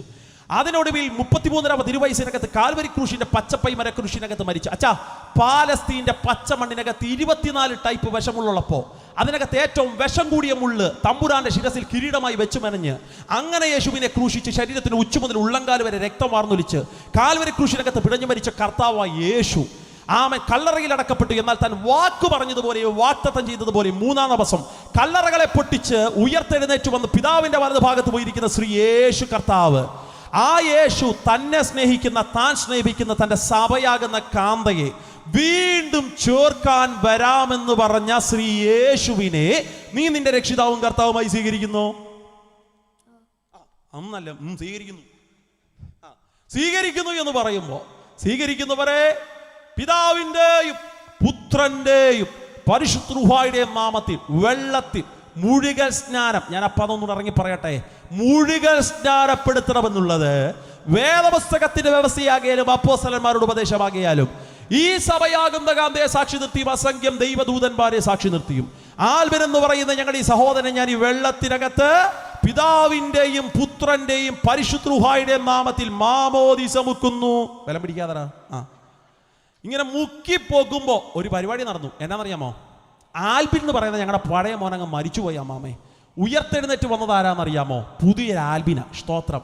ഇങ്ങനെ 4 കുഞ്ഞുങ്ങളെ സ്നാനപ്പെടുത്തി പാസ്റ്റർ അവസാനം പറയുന്ന ഒരു വാക്കുണ്ട്, മരണപര്യന്തം വിശ്വസ്തനായിരിക്കുക, എന്നാൽ അവൻ ജീവകിരീടം നിനക്കായിട്ട് തരും. എന്നിട്ട് ഇവനെ കയറ്റിവിടും. നനഞ്ഞ ഡ്രസ്സുമായിട്ട് ഇവൻ കയറിപ്പോവും. അപ്പൊ നമ്മളൊരു പാട്ട് പാടും, ആരിതാ വാരുന്ന ആരിതാ. ഭയങ്കര പാട്ടൊക്കെയാണ്. സ്തോത്രം. ഇങ്ങനെ 4 സ്നാനങ്ങൾ കഴിഞ്ഞിട്ട് അവസാന സ്നാപകൻ ചോദിക്കുന്ന ഒരു ചോദ്യമുണ്ട്. അതെല്ലായിടത്തും ചോദിക്കും, ഇവിടെ ചോദിക്കുന്നല്ല ചിന്ത. സ്നാപകൻ ചോദിക്കുന്ന അവസാനത്തെ ചോദ്യം ചെവി തുറന്ന് കേട്ടോണം. ഈ കൂട്ടത്തിൽ നിൽക്കുന്ന മഹാജനത്തോട് ഞാൻ ചോദിക്കുന്നു, ഇത് ദൈവത്തിന്റെ കൽപ്പനയാണെന്നൊരു ബോധ്യം നിങ്ങളുടെ അകത്ത് ഭരിക്കുന്നെങ്കിൽ ജഡരക്തങ്ങളോടാകട്ടെ മാംസരക്തങ്ങളോടാകട്ടെ ആലോചന ചോദിക്കാതെ തൻ്റെ ഇടത്തോടെ നിങ്ങൾക്ക് ഈ വെള്ളത്തിലേക്ക് ഇറങ്ങി വരാം എന്ന് പറഞ്ഞ് പാസ്റ്റർ ആശീർവാദം പറയും. അങ്ങനെ ആരും പോവാറില്ല. സ്തോത്രം. ഇവിടെ സ്നാനക്കടവിൽ നിൽക്കുന്ന പാസ്റ്റർ ചോദിച്ചു, ഈ കൂടി നിൽക്കുന്ന ജനസമൂഹത്തോട് ഞാൻ ചോദിക്കുന്നു, ഇത് ദൈവത്തിന്റെ കൽപ്പനയാണെന്നൊരു ബോധ്യം നിങ്ങളുടെ അകത്ത് ഭരിക്കുന്നെങ്കിൽ ജഡരക്തങ്ങളോടോ മാംസരക്തങ്ങളോടോ ആലോചന ചോദിക്കാതെ തൻ്റെ ഇടത്തോടെ ഈ വെള്ളത്തിലോട്ട് ഇറങ്ങി വരാം എന്ന് പറഞ്ഞപ്പോൾ എൻ്റെ അപ്പൻ അങ്ങ് ഇറങ്ങി ചെന്നൊരു സ്തോത്രം പറഞ്ഞാട്ടെ. പാസ്റ്റർ ചോദിച്ചു, അർജുനൻകുട്ടി കുളിക്കാൻ വന്നതാണോ? അല്ല, സ്നാനപ്പെടാൻ വന്നതാ. സ്തോത്രം. അത് കഴിഞ്ഞ ആഴ്ച ചീട്ട് കളിക്കാൻ കോറന്തയ്ക്കാതെ ഇങ്ങോട്ട് വന്നിരുന്നപ്പോൾ ആരാധന ഒറ്റ ദിവസമല്ലായിട്ട് ഇത് അങ്ങനെ പോരാ, ഇതിന് കുറച്ച് ക്ലാസ്സൊക്കെ ഉണ്ട്. അപ്പം പറഞ്ഞു, എനിക്ക് സ്നാനപ്പെടണം. കഴിഞ്ഞ ഒരാഴ്ചയായിട്ടുള്ള മനസ്സിലുള്ള ചോദ്യം എങ്ങനെ സ്വർഗ്ഗത്ത് പോകാമെന്നാ. ഇതായിരുന്നു ഇതിൻ്റെ പരിപാടിയല്ലേ, എന്നാൽ എനിക്ക് സ്നാനപ്പെടണം. അപ്പോൾ കൂടിയിരിക്കുന്ന മൂപ്പന്മാർ കൃപയുള്ളവർ പറഞ്ഞു, എൻ്റെ പൊന്നു പാസ്റ്റേ, ഒരാത്മാവിൻ്റെ വിലയല്ലേ. ആ മനുഷ്യൻ ഇന്ന് മരിച്ചുപോയ പാസ്റ്റർ വില പറയൂ. പുള്ളിക്ക് അങ്ങ് ടെൻഷനുമായി. പുള്ളി അവസാനം ഒരു കാര്യം ചെയ്തു, 1/2 മണിക്കൂർ ആ വെള്ളത്തിൽ വെച്ച് ഗ്ലാസ് എടുത്തിട്ട് എൻ്റെ അപ്പനെ സ്നാനപ്പെടുത്തുന്നത്. സ്നാനപ്പെട്ട് കയറിയപ്പോൾ എൻ്റെ അപ്പൻ്റെ ഒരു കാര്യം മനസ്സിലാകുന്നത്, എല്ലാവർക്കും ഇവിടെ ഒരു ചൂടി ഡ്രസ്സും ഉണ്ട്, എൻ്റെ അപ്പൻ അതും എടുത്തിട്ടില്ല. ഒരു സ്വതന്ത്രം പറഞ്ഞാട്ടെ എന്ന് വെച്ചാൽ പ്രീ പ്ലാൻ ഒന്നും ഇല്ലായിരുന്നു. വെച്ചാൽ ഇന്ന് രാത്രിയിലെ പടച്ച തമ്പുരാൻ നിന്റെ ഹൃദയത്തോട് ഇടപെടുന്നെങ്കിൽ സാഹചര്യം ഒന്നും നോക്കണ്ടതേ, സ്നാനത്തൊട്ടി റെഡിയാ. സ്നാനപ്പെടാൻ അഭിഷക്തന്മാർ പുറകിലുണ്ട്. ഇന്ന് രാത്രി മനസ്സുകൊണ്ടൊരു തീരുമാനമെടുക്കാമെങ്കിൽ ആത്മാവ് ജീവൻ രക്ഷ പ്രാപിക്കുന്നൊരു ദൂത് ഞാൻ പറയാ. സ്നാനത്തിനകത്ത് നീ മുങ്ങിപ്പോകുമ്പോ യേശുവിന്റെ മരണത്തിന്റെ പങ്കാളിത്തം നീ സ്വീകരിക്കുക. മനസ്സിലാകുന്നവർക്കായി ഞാൻ ദൈവത്തിന് സ്തോത്രം പറയുക. ഇതെൻ്റെ അപ്പൻ്റെ സാക്ഷ്യത്തിൻ്റെ ഭാഗമായിട്ട് ഞാൻ അത് പറയാനല്ല വന്നത്, എൻ്റെ മാതാവിൻ്റെ സാക്ഷ്യം പറയാനാണ് ഞാൻ വന്നത്. സ്തോത്രം. അപ്പൊ ഹിന്ദു വിശ്വാസപ്രകാരം ശാപം പിടിച്ച് കിടക്കുന്ന ഈ സ്ഥലം, ശാപത്തിന്റെ സ്ഥലം, ശാപം പിടിച്ച് മടക്കുന്ന മണ്ണ്, ഈ സ്ഥലത്തിനകത്ത് ആമസ്തോത്രം വീട് പണിയാൻ എൻ്റെ അപ്പൻ തൻ്റെ ഇടത്തോടെ ആരംഭിച്ചു. ശാപം ഒരു ഭാഗത്ത് കിടക്കുക, ശാപനുകം ഒരു ഭാഗത്ത് കിടക്കുക, ശാപനുകം. പക്ഷേ എൻ്റെ അപ്പൻ വീട് പണിയാൻ ആരംഭിച്ചു. വീടിന്റെ പണിയുടെ തുടക്ക സമയത്ത് ഈ ട്രിവാൻഡ്രം പട്ടണത്തിൽ നിന്ന് പണിയാൻ വന്നൊരു ഗ്രൂപ്പ്, കൂട്ടത്തിൽ 36 വയസ്സുള്ള ചെറുപ്പക്കാരനുണ്ട്. അവൻ ആ പണിയുടെ നേതൃസ്ഥാനത്തിനകത്ത് നിൽക്കുന്നവൻ. സ്തോത്രം. പെട്ടെന്ന് ഈ മനുഷ്യൻ കുഴഞ്ഞു വീണ സ്ഥലത്ത് ഈ മനുഷ്യൻ മരിച്ചു. നാട്ടിനകത്തൊരു പാട്ട് പറഞ്ഞു. അർജുനൻകുട്ടിയുടെ കുടുംബ ക്ഷാമത്തിന്റെ സ്ഥലമാണ്. അതെന്നാ, പണി ചെയ്യാൻ വന്നവൻ മരിച്ചെന്നേ. അടുക്കി ചില അനർത്ഥങ്ങൾ ഉണ്ടാകുമ്പോൾ നാട്ടുകാർക്ക് ഒരു ആശങ്ക വരും, നിന്റെ വീട് ശാപമാണോന്ന്. എന്നാൽ ഇന്ന് രാത്രി ഞാൻ പറയാം, അത് ശാപമല്ല. അതിന്റെ നടുവിൽ യേശു ജീവനുള്ളവനെന്ന് തെളിയിക്കാൻ നിന്നെ വലിച്ച് പെന്തക്കോസിനകത്ത് കൊണ്ടുവരാൻ തമ്പുരാനിടുന്നൊരു മുഖാന്തരം അത് മനസ്സിലാകുന്നവർക്കായി സ്തോത്രം പറയുക. അങ്ങനെ വീടിനകത്ത് ആ കണ്ട മരണം, ആപ്പാറുടെ ഡെഡ് ബോഡിയുമായി എൻ്റെ അപ്പി ട്രിവാൻഡ്രത്ത് വന്നു. ഇവിടെ പ്രശ്നങ്ങളൊക്കെ ആരംഭിച്ചു. ദീർഘനാളുകൾ പണി മുടങ്ങി കടന്നു. ഈ നാട്ടുകാർക്ക് മാത്രമുള്ളൊരു ഗുണമുണ്ട്. എന്നാണെന്നറിയാമോ? കുറേ വാർത്തയുടെ പുറകെ അവർ കുറേ നാൾ നടക്കും. പുതിയ വാർത്ത കിട്ടുമ്പോൾ അവർ പഴയത് എന്ത് ചെയ്തോളും? മറന്നു വെക്കോളും. അത് നാട്ടുകാർക്ക് ദൈവം കൊടുത്തിരിക്കുന്ന ടാലൻ്റ്. സ്തോത്രം. ഇങ്ങനെ ഞങ്ങളുടെ നാട്ടിൽ പുതിയ വാർത്തകളൊക്കെ വന്നപ്പോൾ ഞങ്ങളുടെ വീടും വീടിൻ്റെ ശാപമൊക്കെ ആൾക്കാർ മറക്കാൻ തുടങ്ങി. ഈ സമയത്ത് അപ്പം പണിയുടെ 2ാം ഘട്ടം ആരംഭിച്ചു. ടോപ്പ് വർക്കുന്ന സമയം. എൻ്റെ അച്ഛൻ്റെ പെങ്ങളുടെ മകൻ തൊട്ടപ്പുറേ താമസിക്കുന്നുണ്ട്. അച്ചാച്ചൻ എന്ന് വയസ്സ് 22. പണി കാണാൻ വേണ്ടി ടോപ്പിലോട്ടൊന്ന് കയറി വന്നത്. വാർത്ത വെച്ചിരിക്കുന്ന ഒരു പില്ലർ ചാരിതിക്ക് എല്ലാം കൂടി ഇടിഞ്ഞു പൊളിഞ്ഞ് താഴേക്ക് വീഴുക എന്ന് പറയുമ്പോൾ പാവനെ പോലും കാണാൻ പറ്റുന്നുണ്ടെന്ന് എനിക്കറിയില്ല. ഒരു ടോപ്പ് മൊത്തം ഇടിഞ്ഞ് താഴേക്ക് വീഴുക. രക്തത്തിൽ കുളിച്ച് കിടക്കുന്ന 22 വയസ്സുള്ള ചെറുപ്പക്കാരനെ വാരിയെടുത്ത് ട്രിവാൻഡ്രം മെഡിക്കൽ കോളേജിൽ കൊണ്ടുപോകുമ്പോൾ ജീപ്പിനകത്തേക്ക് വാരിയിടുമ്പോൾ അന്ന് ആദ്യമായി എൻ്റെ അപ്പൻ്റെ നേരെ വിരൽ ചൂണ്ടി നാട്ടുകാർ പറഞ്ഞു, അർജുന സാറേ, അന്നോ പറഞ്ഞില്ലേ ഇത് ശാപത്തിന്റെ സ്ഥലമാ സാറേ, ഇത് ശാപത്തിന്റെ ഭൂമിയാ, ഇവിടെ ജീവൻ വാടത്തില്ല സാറേ, ഇത് മരണത്തിന്റെ വസ്തുവാ. നാട്ടിനകത്ത് കാട്ടുതീ പോലെ ഒരു വാർത്ത പറഞ്ഞു, ഇതാ ശാപത്തിന്റെ സ്ഥലമാ. അവിടെ നിർത്തിക്കൊണ്ട് ഇന്ന് രാത്രി ദേശത്തോടൊരു ദൂത് കൂടെ ഞാൻ പങ്കുവയ്ക്കാം. നമ്മുടെ ഭാവി നിർണ്ണയിക്കുന്ന നാട്ടുകാരല്ലെന്ന് വിശ്വസിക്കുന്നവർക്കായി സ്തോത്രം. നമ്മുടെ ഭാവി നിർണ്ണയിക്കുന്ന ജാതകം എഴുതുന്ന ആളല്ല നമ്മുടെ ഭാവി നിർണ്ണയിക്കുന്നത്. ഒരു മന്ത്രവാദിയല്ല നിന്റെ ഭാവി നിർണ്ണയിക്കുന്നത്. ഏതെങ്കിലും ഇതര സംഗതികൾ, കാലാവസ്ഥകളല്ല. ഹൃദയ ഉദരത്തിനകത്തുരുവാകുന്നതിനേക്കാൾ മുമ്പ് എന്നെ കണ്ടൊരു ദൈവമുണ്ട്, എന്നെ വിളിച്ചൊരു ദൈവമുണ്ട്, എന്നെ വേർതിരിച്ചൊരു ദൈവമുണ്ടെന്ന് അകത്തൊരു ബോധ്യമുണ്ടെങ്കിൽ ഇന്ന് രാത്രി പറ, എന്റെ ഭാവിയോ അവന്റെ കരങ്ങളിൽ സുരക്ഷിതമാണ്. സ്തോത്രം. ഇന്ന് രാത്രി ഞാനൊരു പദം കൂടെ ഇറങ്ങി പറയാം. ഇത്രയും പറഞ്ഞില്ലേ, എന്റെ സാക്ഷ്യം കൂടെ പറയാം. സ്തോത്രം. അതും കൂടെ പറയാനുള്ള സമയം കിട്ടുന്നു. ഇനി എന്നെ വിളിക്കുക വെച്ചാൽ ഓക്കെ. സ്തോത്രം. അത്രയും കൂടെ പറഞ്ഞങ്ങ് പ്രാർത്ഥിക്കും. സ്തോത്രം. ഞാൻ എൻ്റെ അമ്മയുടെ ഉദരത്തിനൊക്കെ തുരുവായിരിക്കുമ്പോൾ നമ്മുടെ ഭാവി നിറയ്ക്കുന്ന പപ്പയും മമ്മിയല്ല. ഒരു സ്വത്രം പറഞ്ഞാട്ടെ, അല്ല 9 മാസം ഉദരത്തിൽ കൊണ്ടു നടന്ന് വേദനയോടെ പേറി പ്രസവിക്കുന്ന ഒരു തലമുറ. ആ തലമുറയ്ക്ക് ഒരു മമ്മി ജന്മം കൊടുക്കുമ്പോൾ 167 അസ്ഥികൾ ഒരുമിച്ചൊടിയുമ്പോഴുള്ള വേദനയാണ് പ്രസവ സമയത്ത് എടുക്കുന്നത്. സ്തോത്രം. ഞങ്ങളുടെ മമ്മിമാരൊക്കെ ആശങ്കയോടെ തന്നെ നോക്കുന്നു. അത്രയും വേദന സഹിച്ചാണോ പാസ്റ്റർ ഞാൻ എൻ്റെ കൊച്ചിന്? മാമേ, 167 അസ്ഥികൾ ഒരുമിച്ചൊടിയുമ്പോഴുള്ള വേദനയാ പ്രസവ സമയത്ത് ഒരു മമ്മി എടുക്കുന്നത്. സ്തോത്രം. ഇങ്ങനെ വേദന എടുത്തൊരു മമ്മി ഒരു കുഞ്ഞിനെ പേറി പ്രസവിക്കുമ്പോൾ നിങ്ങൾ ചോദിക്കുക, ഇത്രയും വേദന സഹിച്ച് എൻ്റെ കൊച്ചിന് ഞാൻ ജന്മം കൊടുത്തല്ലേ, എൻ്റെ കൊച്ചിൻ്റെ ഭാവി ഞാൻ നിർണ്ണയിച്ചോട്ടെ എന്ന് ചോദിച്ചാൽ പോലും സ്വർഗത്തിലെ ദൈവം പറയും, നിന്റെ കുഞ്ഞിൻ്റെ ഭാവി നീ പോലും നിർണ്ണയിക്കേണ്ട, ഞാനത് നിർണ്ണയിച്ചു വെച്ചിരിക്കുകയാ. എൻ്റെ ഭാവി നിർണ്ണയിക്കേണ്ടതിൽ അപ്പനെയും അമ്മയുമായിരുന്നെങ്കിൽ ഇന്ന് രാത്രിയിലെ യോഗത്തിൽ പ്രസംഗിക്കാൻ ഞാൻ ഉണ്ടാകിയല്ല. കാരണം എൻ്റെ അമ്മയുടെ ഉദരത്തിനകത്ത് ഞാൻ 2ാം മാസം കിടക്കുമ്പോൾ എൻ്റെ അമ്മ അറിഞ്ഞത് അകത്തൊരു ജീവൻ തുടിക്കുന്നുണ്ട്. സ്തോത്രം. പക്ഷേ എന്നെ ജനിപ്പിക്കാൻ എൻ്റെ അപ്പനും അമ്മയ്ക്ക് ഇഷ്ടമല്ല. അതെന്നറിയാമോ? ഞാനും കൂടെ ജനിച്ചാൽ എന്നെ കൂടെ വളർത്താൻ ഒരു സാഹചര്യം എൻ്റെ വീടിനകത്ത് തന്നില്ല. ദാരിദ്ര്യം കൊടികുത്തി വാടുന്ന കാലം. എനിക്ക് മുമ്പ് ഒരാളുണ്ട്, അതെൻ്റെ ചേച്ചിയാ. ഇനി ഞാനും കൂടെ ജനിച്ചാൽ എന്നൊക്കെ അമ്മയും സാമ്പത്തിക പ്രശ്നങ്ങൾ ഉണ്ടാക്കും. എന്നെ പഠിപ്പിക്കണ്ടേ, എനിക്ക് വല്ലതും മേടിച്ചു തരണ്ടേ, എന്നെ സ്കൂളിൽ വിടണ്ടേ, ചിലവുള്ള പരിപാടിയല്ലേ. അതുകൊണ്ട് എൻ്റെ അമ്മ തീരുമാനിച്ചു എന്നെ അബോർഷൻ ചെയ്ത് കളയാം. പക്ഷെ പ്രശ്നം എന്നാണെന്നറിയാമോ? അബോർഷൻ ചെയ്യണമെങ്കിൽ കൈ പൈസ വേണമെന്നേ. ആ സമയത്ത് എൻ്റെ അമ്മ ഒരു കുറുക്ക് ബുദ്ധി ചിന്തിച്ചു. ഇതാണൊക്കെ വലിയ കയ്യാലയുടെ മണ്ടയ്ക്ക് എൻ്റെ അമ്മ കയറി നിൽക്കും. 2ാം മാസം വലിയ കയ്യിലെന്നൊക്കെ പറഞ്ഞാൽ മനസ്സിലായോ? വലിയ തിട്ടയുടെ മണ്ടയ്ക്ക് കയറി നിൽക്കും. എന്നിട്ട് 3, 2, 1 എന്നൊക്കെ പറഞ്ഞ അമ്മ താഴോട്ടങ്ങ് എടുത്ത് ചാടും. ഞാനങ്ങ് ചാകുന്നെങ്കിൽ ചാകട്ടെ, എന്നിട്ട് ഞാൻ ചത്തില്ല അമ്മ. ഒരു സ്വത്രം പറഞ്ഞാട്ടെ. സ്തോത്രം. അവസാനം അമ്മയോട് ആരോ പറഞ്ഞു, കപ്പയ്ക്ക ജ്യൂസ് കലക്കി കുടിച്ചാൽ മതി, കൊച്ചു കലക്കി പൊക്കോളൂ. കിലോ കണക്കിന് കപ്പയ്ക്ക് മേടിച്ച് തച്ചിരുന്ന് എൻ്റെ അമ്മ ജ്യൂസ് അടിച്ച് കുടിക്കാൻ തുടങ്ങി. കുടിക്കുന്നതോറും ഞാൻ പുഷ്ടി പ്രാപിക്കുന്നല്ലാതെ കലങ്ങി പോകുന്നില്ല. സ്തോത്രം. ഒരു ഗതിയും പരഗതിയില്ലെന്ന് കണ്ടപ്പോൾ കൊല്ലത്തൊരു ഹോസ്പിറ്റൽ ഡോക്ടറെ പോയി. ഞാൻ ഇന്ന് രാത്രി അവിടെ നിർത്തി ഒരു ദൂത് പറയാം. നിന്റെ സന്തതിയെ വാക്തത്വ സന്തതിയാണെങ്കിൽ അവനെ തൊടാൻ ഒരു ഫറവോനി ശക്തിക്കും ദൈവം വിട്ടുകൊടുക്കത്തില്ല. ഒരു ഹെരോദ മണ്ഡലത്തിനും ദൈവം വിട്ടുകൊടുക്കും. യേശുവിൽ ഒന്ന് കയറി വരാമോ? കർത്താവ് നിങ്ങളുടെ ഹൃദയത്തെ ഭരിക്കാമോ? ഇന്ന് രാത്രി ദേശമേ, നിന്റെ തലമുറയുടെ ഭാവി ദൈവകരങ്ങളിൽ സുരക്ഷിതമായിരിക്കും. ഇന്ന് രാത്രി അത് കടങ്കഥയൊന്നുമല്ല, എൻ്റെ അനുഭവത്തെ എന്ന് ഞാൻ പറയാം. ഒരുത്തൻ യേശുവിലായാൽ അവന്റെ തലമുറയുടെ ഭാവി ദൈവം നോക്കിക്കൊള്ളും. സ്തോത്രം. ആ സമയത്ത് എൻ്റെ അമ്മ എന്തെല്ലാം ശ്രമിച്ചിട്ടും അത് നടക്കുന്നില്ല, അബോർഷൻ ചെയ്യുന്നില്ല. അവസാനം കൊല്ലത്തൊരു ഹോസ്പിറ്റലിൽ ഡോക്ടറെ പോയി കണ്ടു. ആമ കിട്ടിയ പൈസയെല്ലാം കടം മേടിച്ചു. അവിടെ ചെന്ന് കണ്ടിട്ട്, സാറേ ഉദരത്തിനകത്തൊരു കൊച്ചുണ്ട്, ഞങ്ങൾക്ക് വേണ്ട, അബോർഷൻ വേണം. നിയമങ്ങളൊന്നും ഇത്ര കർക്കശമല്ല. ഡോക്ടർ പറഞ്ഞു, കാര്യം എന്നാ? കാര്യം പറ, റീസൺ ഉണ്ടല്ലോ, റീസൺ പറ. അമ്മ പറഞ്ഞതേ, ഞങ്ങളിപ്പോൾ അതിനെ പ്രിപ്പയർഡ് അല്ല. അത് മാത്രമല്ല, ഞങ്ങൾക്ക് സാമ്പത്തികമായിട്ട് അതിന് ബുദ്ധിമുട്ടുണ്ട്. ഇതും കൂടെ ജനിച്ചാൽ ഇതിനെ നോക്കാൻ ഇപ്പോൾ ഒരു പ്രാപ്തി ഞങ്ങൾക്കില്ല. അന്ന് നിയമങ്ങൾ ഇത്രയും കർക്കശമല്ലാത്തതുകൊണ്ട് ഡോക്ടർ പറഞ്ഞു, നിങ്ങൾക്ക് വേണ്ടെങ്കിൽ പിന്നെ എനിക്കാണോ ആവശ്യം? തീർത്ത് കളയാന്ന് ഒരു ഇഞ്ചക്ഷൻ കൊടുത്തു. കുറേ ടാബ്ലറ്റ് കൊടുത്തു. ഹോസ്പിറ്റലിനകത്ത് റൂമും കൂടെ കൊടുത്തിട്ട് പറഞ്ഞു, ഇന്ന് വൈകിട്ട് ഹോസ്പിറ്റൽ റൂമിനകത്ത് കിടക്കും, നാളെ രാവിലെ ഞാൻ അബോർഷനുള്ള കാര്യങ്ങൾ ക്രമീകരിക്കും. അന്ന് രാത്രി ആ ഡോക്ടർ അങ്ങ് തിരിച്ചു വീട്ടിൽ പോയി. ഇനി പിറ്റേന്ന് വന്ന ഡോക്ടർ പറഞ്ഞൊരു വാക്ക് എന്നാണെന്നറിയാമോ? എൻ്റെ അമ്മയോട് ആ ഡോക്ടർ പറയുകയാണ്, ഇന്നലെ രാത്രിയിൽ ഞാൻ പോയി കിടന്നിട്ട് എനിക്ക് ഉറങ്ങാൻ പറ്റണില്ല, എനിക്ക് സ്വസ്ഥത കിട്ടുന്നില്ലെന്ന്. സ്തോത്രം. ഉദരത്തിൽ കിടക്കുന്ന എന്നെ കാണാത്ത ഡോക്ടർക്ക് സ്വസ്ഥത കൊടുക്കാത്തത് ആരാച്ചാ? അവനെ ഇന്ന് രാത്രി ഞങ്ങൾ പ്രസംഗിക്കുന്ന മനസ്സിലാകുന്നവർക്കായി സ്തോത്രം പറയുക. പിറ്റേന്ന് വന്നിട്ട് ദൈവത്തിൻ്റെ പ്രതിനിധിയായി നിന്നുകൊണ്ട് ഡോക്ടർ എൻ്റെ മാതാവിനെ കൗൺസിൽ ചെയ്യുക. കുഞ്ഞുങ്ങളെന്നൊക്കെ പറയുന്നത് ദൈവത്തിൻ്റെ ദാനങ്ങളല്ലയോ? സ്തോത്രം. ക്രിസ്ത്യാനിയായിരിക്കുന്ന ഡോക്ടർ പറയുക, കുഞ്ഞുങ്ങൾ ദൈവത്തിൻ്റെ ദാനങ്ങളാണ്, അതുകൊണ്ട് കൊച്ചിനെ നശിപ്പിക്കണം. അമ്മ പറഞ്ഞു, സാറിന് ഇതൊക്കെ പറയാ, കൊച്ചു ജനിച്ചാൽ സാമ്പത്തിക പ്രശ്നം, എന്നാ പഠിപ്പിക്കാനുള്ള ബുദ്ധി, ഇവന് ബാഗൊക്കെ മേടിക്കണ്ടേ, ഇവന് പുസ്തകമൊക്കെ മേടിക്കണ്ടേ. അപ്പൊ ഡോക്ടർ ഒരു കുറുക്ക് വഴി പറഞ്ഞു കൊടുത്തു, അതൊരു വിഷയമുള്ള കാര്യമല്ല. അമ്മ പറഞ്ഞു, സാറ് തരുമോ പൈസ? ഞാൻ തരികയില്ല. പിന്നെ എങ്ങനെ? സ്തോത്രം. ഇതിന് മുമ്പിട്ട് ഒരാളുണ്ടല്ലോ. അപ്പൊ എന്നാ പറഞ്ഞു, ഇതിന് മുമ്പിട്ട് ഒരാളുണ്ട്, ഇതിന്റെ സഹോദരിയാ, ചേച്ചിയാ, എന്നാ പിന്നെ പ്രശ്നമില്ല. അതെന്നാ, എന്തായാലും അവൾക്ക് പുസ്തകം മേടിക്കണം, അടുത്ത വർഷമല്ലേ ഇവന്റെ കൂടെ എത്തുള്ളൂ, ഇതിന്റെ കൂടെ എത്തുള്ളൂ. അങ്ങനാണെങ്കിൽ അവള് പഠിക്കുന്ന പുസ്തകം ഇവന് കൊടുക്കാം, സെക്കൻഡ് ഹാൻഡ്. ഒരു സ്വത്രം പറഞ്ഞാട്ടെ. എന്തായാലും പുതിയ വർഷം അവൾക്കൊരു ബാഗ് മേടിക്കണം, അപ്പൊ പിന്നെ പഴയ ബാഗ് ഫ്രീ ആയല്ലോ, അത് നമുക്ക് ഇവന് കൊടുക്കാം, സെക്കൻഡ് ഹാൻഡ്. ഒരു സ്വത്രം പറഞ്ഞാട്ടെ. സ്തോത്രം. അങ്ങനെ പലതും പറഞ്ഞ് കൗൺസിൽ ചെയ്ത് എൻ്റെ മാതാവിനെ അവസാനം എൻ്റെ അമ്മയൊരു തീരുമാനം, എന്നാൽ പിന്നെ ആട്ടെ വരുന്നിടത്ത് വെച്ച് കാണാം. സ്തോത്രം. അബോഷം വേണ്ട എന്നൊരു ചിന്തയിൽ, എന്തായാലും ദാരിദ്ര്യം, ഇന്നൊരു കൊച്ചും കൂടെ വരുന്നിടത്ത് വെച്ച് കാണാം എന്നൊരു ചിന്തയിൽ, അബോഷം വേണ്ട എന്നൊരു ചിന്തയിൽ റൂം വിട്ട് വെക്കേറ്റ് ചെയ്ത് പുറത്തോട്ടിറങ്ങാൻ നേരം ഡോക്ടർ കൈയടിച്ച് വിളിച്ചിട്ട് പറഞ്ഞു, ഒരു കൊച്ചു പ്രശ്നമുണ്ട്. എന്നാ? ഇന്നലെ രാത്രി ഒരു ഇഞ്ചക്ഷൻ തന്നില്ലായിരുന്നു. കുറെ ടാബ്ലറ്റ് ഒക്കെ വാരി കഴിച്ചതല്ലേ, അതിന്റെ സൈഡ് എഫക്റ്റ് കൊച്ചിനുണ്ടാകും. അമ്മ ചോദിച്ചു, അതെങ്ങനെയാ? അതൊരു കാലിന് നീളം കൂടുതലോ, ഒരു കാലിന് നീളം കുറവോ, അല്ല കണ്ണിന്റെ കാഴ്ചശക്തി, തലയോട്ടി, ബ്രെയിൻ, എന്തെങ്കിലും ഒരു സൈഡ് എഫക്ട് ബൈ ബർത്തിലേ അറിയാൻ പറ്റും. നല്ലോണം നോക്കിയോണം കേട്ടത്, രാത്രി യോഗം കഴിഞ്ഞാൽ ഞാൻ അങ്ങ് പോകും. സ്തോത്രം. എന്തായാലും ഒരു സൈഡ് എഫക്റ്റ് ഉണ്ടാകും. സ്തോത്രം. എൻ്റെ അമ്മ പറയുന്ന സാക്ഷ്യത്തിൽ പറയുന്നൊരു വാക്കുണ്ട്, എടാ നീ ജനിക്കുന്നതിനേക്കാൾ മുമ്പ് നിന്നെക്കുറിച്ച് ഞങ്ങൾക്കൊരു ചിന്തയുണ്ടാകും, ഈ കൊച്ചെന്താകുന്ന. സ്തോത്രം. ഈ കൊച്ചെന്താകും? അത് ബൈബിളിനകത്തൊരു ചോദ്യം. അമ്മേ, യോഹന്നാനെ കാണാൻ വന്ന ബേബി കിറ്റുമായിട്ട് വന്ന നാട്ടുകാർ, മാനേഴ്സ് ഇല്ലാത്ത ജനം, യോഹന്നാനെ ബേബി കിറ്റുമായിട്ട് കാണാൻ വന്ന് കൊച്ചിന് ബേബി കിറ്റും കൊടുത്തിട്ട് ഒരു ഉമ്മയും കൊടുത്തിട്ട് പോകുന്നതിന് പകരം യോഹന്നാനെ കുറിച്ച് നാട്ടുകാരെല്ലാം കൂടെ ചോദിച്ചു, ഈ പൈതൽ എന്താകും? സ്തോത്രം. അടുത്ത വാക്ക് എനിക്ക് ഇഷ്ടമാണ്. അവന്റെ അപ്പൻ സെക്കരിയാവ് പരിശുദ്ധാത്മാവി പ്രവചിച്ചു, നീയോ പൈതലേ അത്യുന്നതന്റെ പ്രവാചകൻ എന്ന് വിളി. നാട്ടുകാരെ ബുദ്ധി കൊണ്ടാ ചോദിച്ചു, നിന്റെ കൊച്ചിന്റെ ഭാവി എന്താകുമെന്ന്. അഭിഷേകമുള്ള പപ്പായെ ബുദ്ധി കൊണ്ടല്ല മറുപടി പറഞ്ഞത്, ആത്മാവി മറുപടി പറഞ്ഞു, നീ ദൈവത്തിന്റെ പ്രവാചകനായി മാറും. സ്തോത്രം.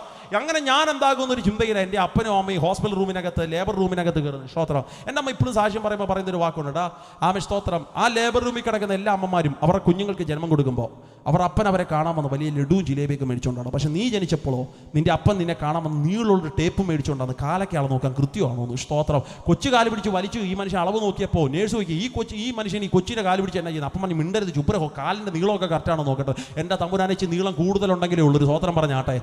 നമ്മുടെ ഭാവി നിർണ്ണയിക്കുക നമ്മുടെ പപ്പയല്ല, മമ്മിയല്ല, വരത്തുപോക്കുകളല്ല, ശാപമല്ല, ജാതകമല്ല. അകത്ത് വിശ്വാസമുള്ളവർ പറയും, എൻ്റെ തലയ്ക്ക് മുകളിൽ ജീവനുള്ളൊരു ദൈവമുണ്ട്, അവനത്രേ എൻ്റെ ഭാവി നിർണ്ണയിക്കുന്നത്. മനസ്സിലാകുന്നവർക്കായി സ്തോത്രം. ജീവിതത്തിന്റെ സകല പ്രതീക്ഷകളും അസ്തമിച്ചു. ഇടയ്ക്കിടയ്ക്ക് കണ്ടുവരുന്ന ശാപങ്ങളും അനർത്ഥങ്ങളും. ഒരു പ്രത്യേക രാത്രിയിൽ, ഡിസംബറിനോട് ചേർന്നിരിക്കുന്ന ഒരു മാസം, ശാപം പിടിച്ച വീടിൻ്റെ അങ്കണത്തിലേക്ക് പാതിപടിയിൽ അവസാനിച്ച് നിൽക്കുന്ന വീടിൻ്റെ ഫ്രണ്ടിലേക്ക് അടുക്കിടയ്ക്കുണ്ടാകുന്ന അനർത്ഥങ്ങൾ നിമിത്തവും മരണം നിമിത്തവും മനസ്സ് മടുത്തുപോയി എൻ്റെ മാതാവ് കസേര ഫ്രണ്ടിലോട്ട് വലിച്ചിട്ട്, സ്തോത്രം, അന്ന് രാത്രിയിൽ മരിക്കാൻ വേണ്ടി മനസ്സുകൊണ്ട് ആഗ്രഹിച്ചിരിക്കുന്ന രാത്രി, ഒരു വിശക്കുപ്പി അല്ലെ ഒരു പിടി തൊണ്ടുകയറ്, ജീവിതം അവസാനിപ്പിക്കാച്ചാ. എന്തിനെങ്ങനെ ജീവിക്കുന്നേ? ആമൻ. ബന്ധുക്കൾക്കില്ലാത്ത പ്രശ്നം, രക്തബന്ധങ്ങൾക്കില്ലാത്ത പ്രശ്നം. അന്ന് ചിന്തിച്ച എൻ്റെ മാതാവ് അന്ന് രാത്രി മരണത്തെ കുതിയോടെ നോക്കിക്കൊണ്ടിരിക്കുമ്പോൾ ഒരു സംഭവം നടന്നു. 2 വീടപ്പുറം മാറി ഒരു പെന്തക്കോസുകാരൻ ഉപദേശി അന്ന് രാത്രി ഒരു ആത്മീയ യോഗം നടത്തിയ രാത്രിയാണ്. സ്തോത്രം. ഞങ്ങളുടെ ദേശത്തിനകത്ത് ഒരു ഉപദേശി ഉണ്ടച്ചാ. എല്ലാ മാസവും ഞങ്ങളുടെ ദേശത്തിനകത്ത് വരും. സഞ്ചിക്കകത്ത് കുത്തി നിറച്ച ട്രാക്റ്റുകൾ ദേശത്ത് കൊണ്ട് വിതരണം ചെയ്യും. ഒരു സാധാരണക്കാരൻ ദൈവദാസൻ, സഞ്ചാരി ഉപദേശി എന്നൊക്കെ ഞങ്ങളുടെ ഇവിടെയും അങ്ങനെയുള്ള അഭിഷക്തന്മാരൊക്കെ ഉണ്ടെന്നാണ് എൻ്റെ ചിന്ത. സ്തോത്രം. സഞ്ചിക്കകത്ത് നിറച്ച ട്രാക്റ്റുകളൊക്കെ കൊണ്ടുവന്ന് വിതരണം ചെയ്യുന്ന, പരസ്യയോഗങ്ങളൊക്കെ പ്രസംഗിക്കുന്ന, അവർക്ക് വേദികളിലൊന്നും അവസരം വലുതായിട്ട് കിട്ടണമെന്ന് നിർബന്ധമില്ല. പക്ഷേ അവർ സുവിശേഷത്തിന് വേണ്ടി ചോകാൻ വേണ്ടി നിൽക്കുന്നവരാ. സ്തോത്രം. അങ്ങനെയുള്ളൊരു ദൈവദാസൻ ഞങ്ങളുടെ ദേശത്തിനകത്ത് മാസത്തിലൊന്ന് വരും. കാലിനിച്ചിരി സ്വാധീനത്തിന്റെ കുറവുണ്ട്. ആ പുള്ളിങ്ങനെ മുടന്തിയാ വരുന്നത്. നാട്ടിൽ ഞങ്ങളുടെ ചോരത്തിളപ്പുള്ള ചില ചെറുപ്പക്കാരുണ്ട്, പാർട്ടിയിലൊക്കെ പ്രവർത്തിക്കുന്നവര്. അവർ ഉപദേശി കാണുമ്പോഴേ പറയും, മുടന്തിരുപദേശി വരുന്നു. സുവിശേഷത്തെക്കുറിച്ച് കളിയാക്കലേറിയ, പക്ഷെ എല്ലാ മാസവും ഞങ്ങളുടെ ദേശത്ത് വന്ന് പ്രാർത്ഥിക്കുന്ന ഒരു ഉപദേശിയെ, എല്ലാ വീടുകളും കയറി ഇറങ്ങി സുവിശേഷം പറയുന്ന ഒരു ഉപദേശിയെ. എൻ്റെ മാതാവ് മരിക്കാനിരിക്കുന്ന രാത്രിയുടെ പകൽ ആ മനുഷ്യൻ ഞങ്ങളുടെ ദേശത്തിനകത്തുണ്ടായിരുന്ന പകൽ തുടങ്ങിയ തൻ്റെ സുവിശേഷ പ്രവർത്തനം അമ്മേ വൈകിട്ട് താൻ പരിസമാപ്തിയിലേക്ക് എത്തിക്കുമ്പോൾ സ്വർഗം തുറന്നിട്ട് ഉപദേശിയോട് പറഞ്ഞു, എൻ്റെ ഭക്തരെ, ഇന്ന് രാത്രി ഈ ദേശം നീ വിട്ടുപോകരുത്. ഈ ദേശത്തിന്റെ നടുവിൽ ഇന്ന് രാത്രി നീ ഒരു പ്രാർത്ഥന സംഘടിപ്പിക്കണോ? ആ മനുഷ്യൻ ദൈവത്തോട് ചോദിച്ചു, അപ്പൊ നീ എന്നാ പറയുന്നേ? പ്രാർത്ഥന സംഘടിപ്പിക്കാമോ? ഞാനോ? എങ്ങനെ അപ്പൊ ഞാൻ പ്രാർത്ഥന? എന്നെ ഈ നാട്ടിൽ ആർക്കും ഇഷ്ടമല്ല. ദൈവം ആ മനുഷ്യനെ നിയോഗിച്ചു പറഞ്ഞില്ല, നീ ഇന്ന് രാത്രി ഒരു യോഗം സംഘടിപ്പിക്ക്. ഈ മനുഷ്യൻ ദൈവത്തോട് ചോദിച്ചു, എന്തിനാ? ദൈവം പറഞ്ഞു, ഇന്ന് രാത്രി ദേശത്തിന്റെ നടുവിൽ നീ ഒരു പ്രാർത്ഥന കൂട്ടം സംഘടിപ്പിക്കാമെങ്കിൽ മരണത്തിന്റെ കുരുക്കുകളെ ഇന്ന് രാത്രി ഞാൻ അഴിച്ചു കാണിക്കാം. സ്തോത്രം. അച്ഛാ, ദൈവം പറഞ്ഞതിന്റെ ഒറ്റ പേരിൽ ഓടരാവട്ടം മർത്തോമ പള്ളിയിൽ പോകുന്ന കുഞ്ഞുപോൾ എന്ന് പറയുന്ന സഹോദരിയുടെ വീടിനകത്ത് കയറി മനുഷ്യൻ ചോദിച്ചു, ഇച്ചിരി നേരത്തേക്ക് വീടൊന്ന് വിട്ടുതരാമോ, ഒരു യോഗം നടത്താൻ?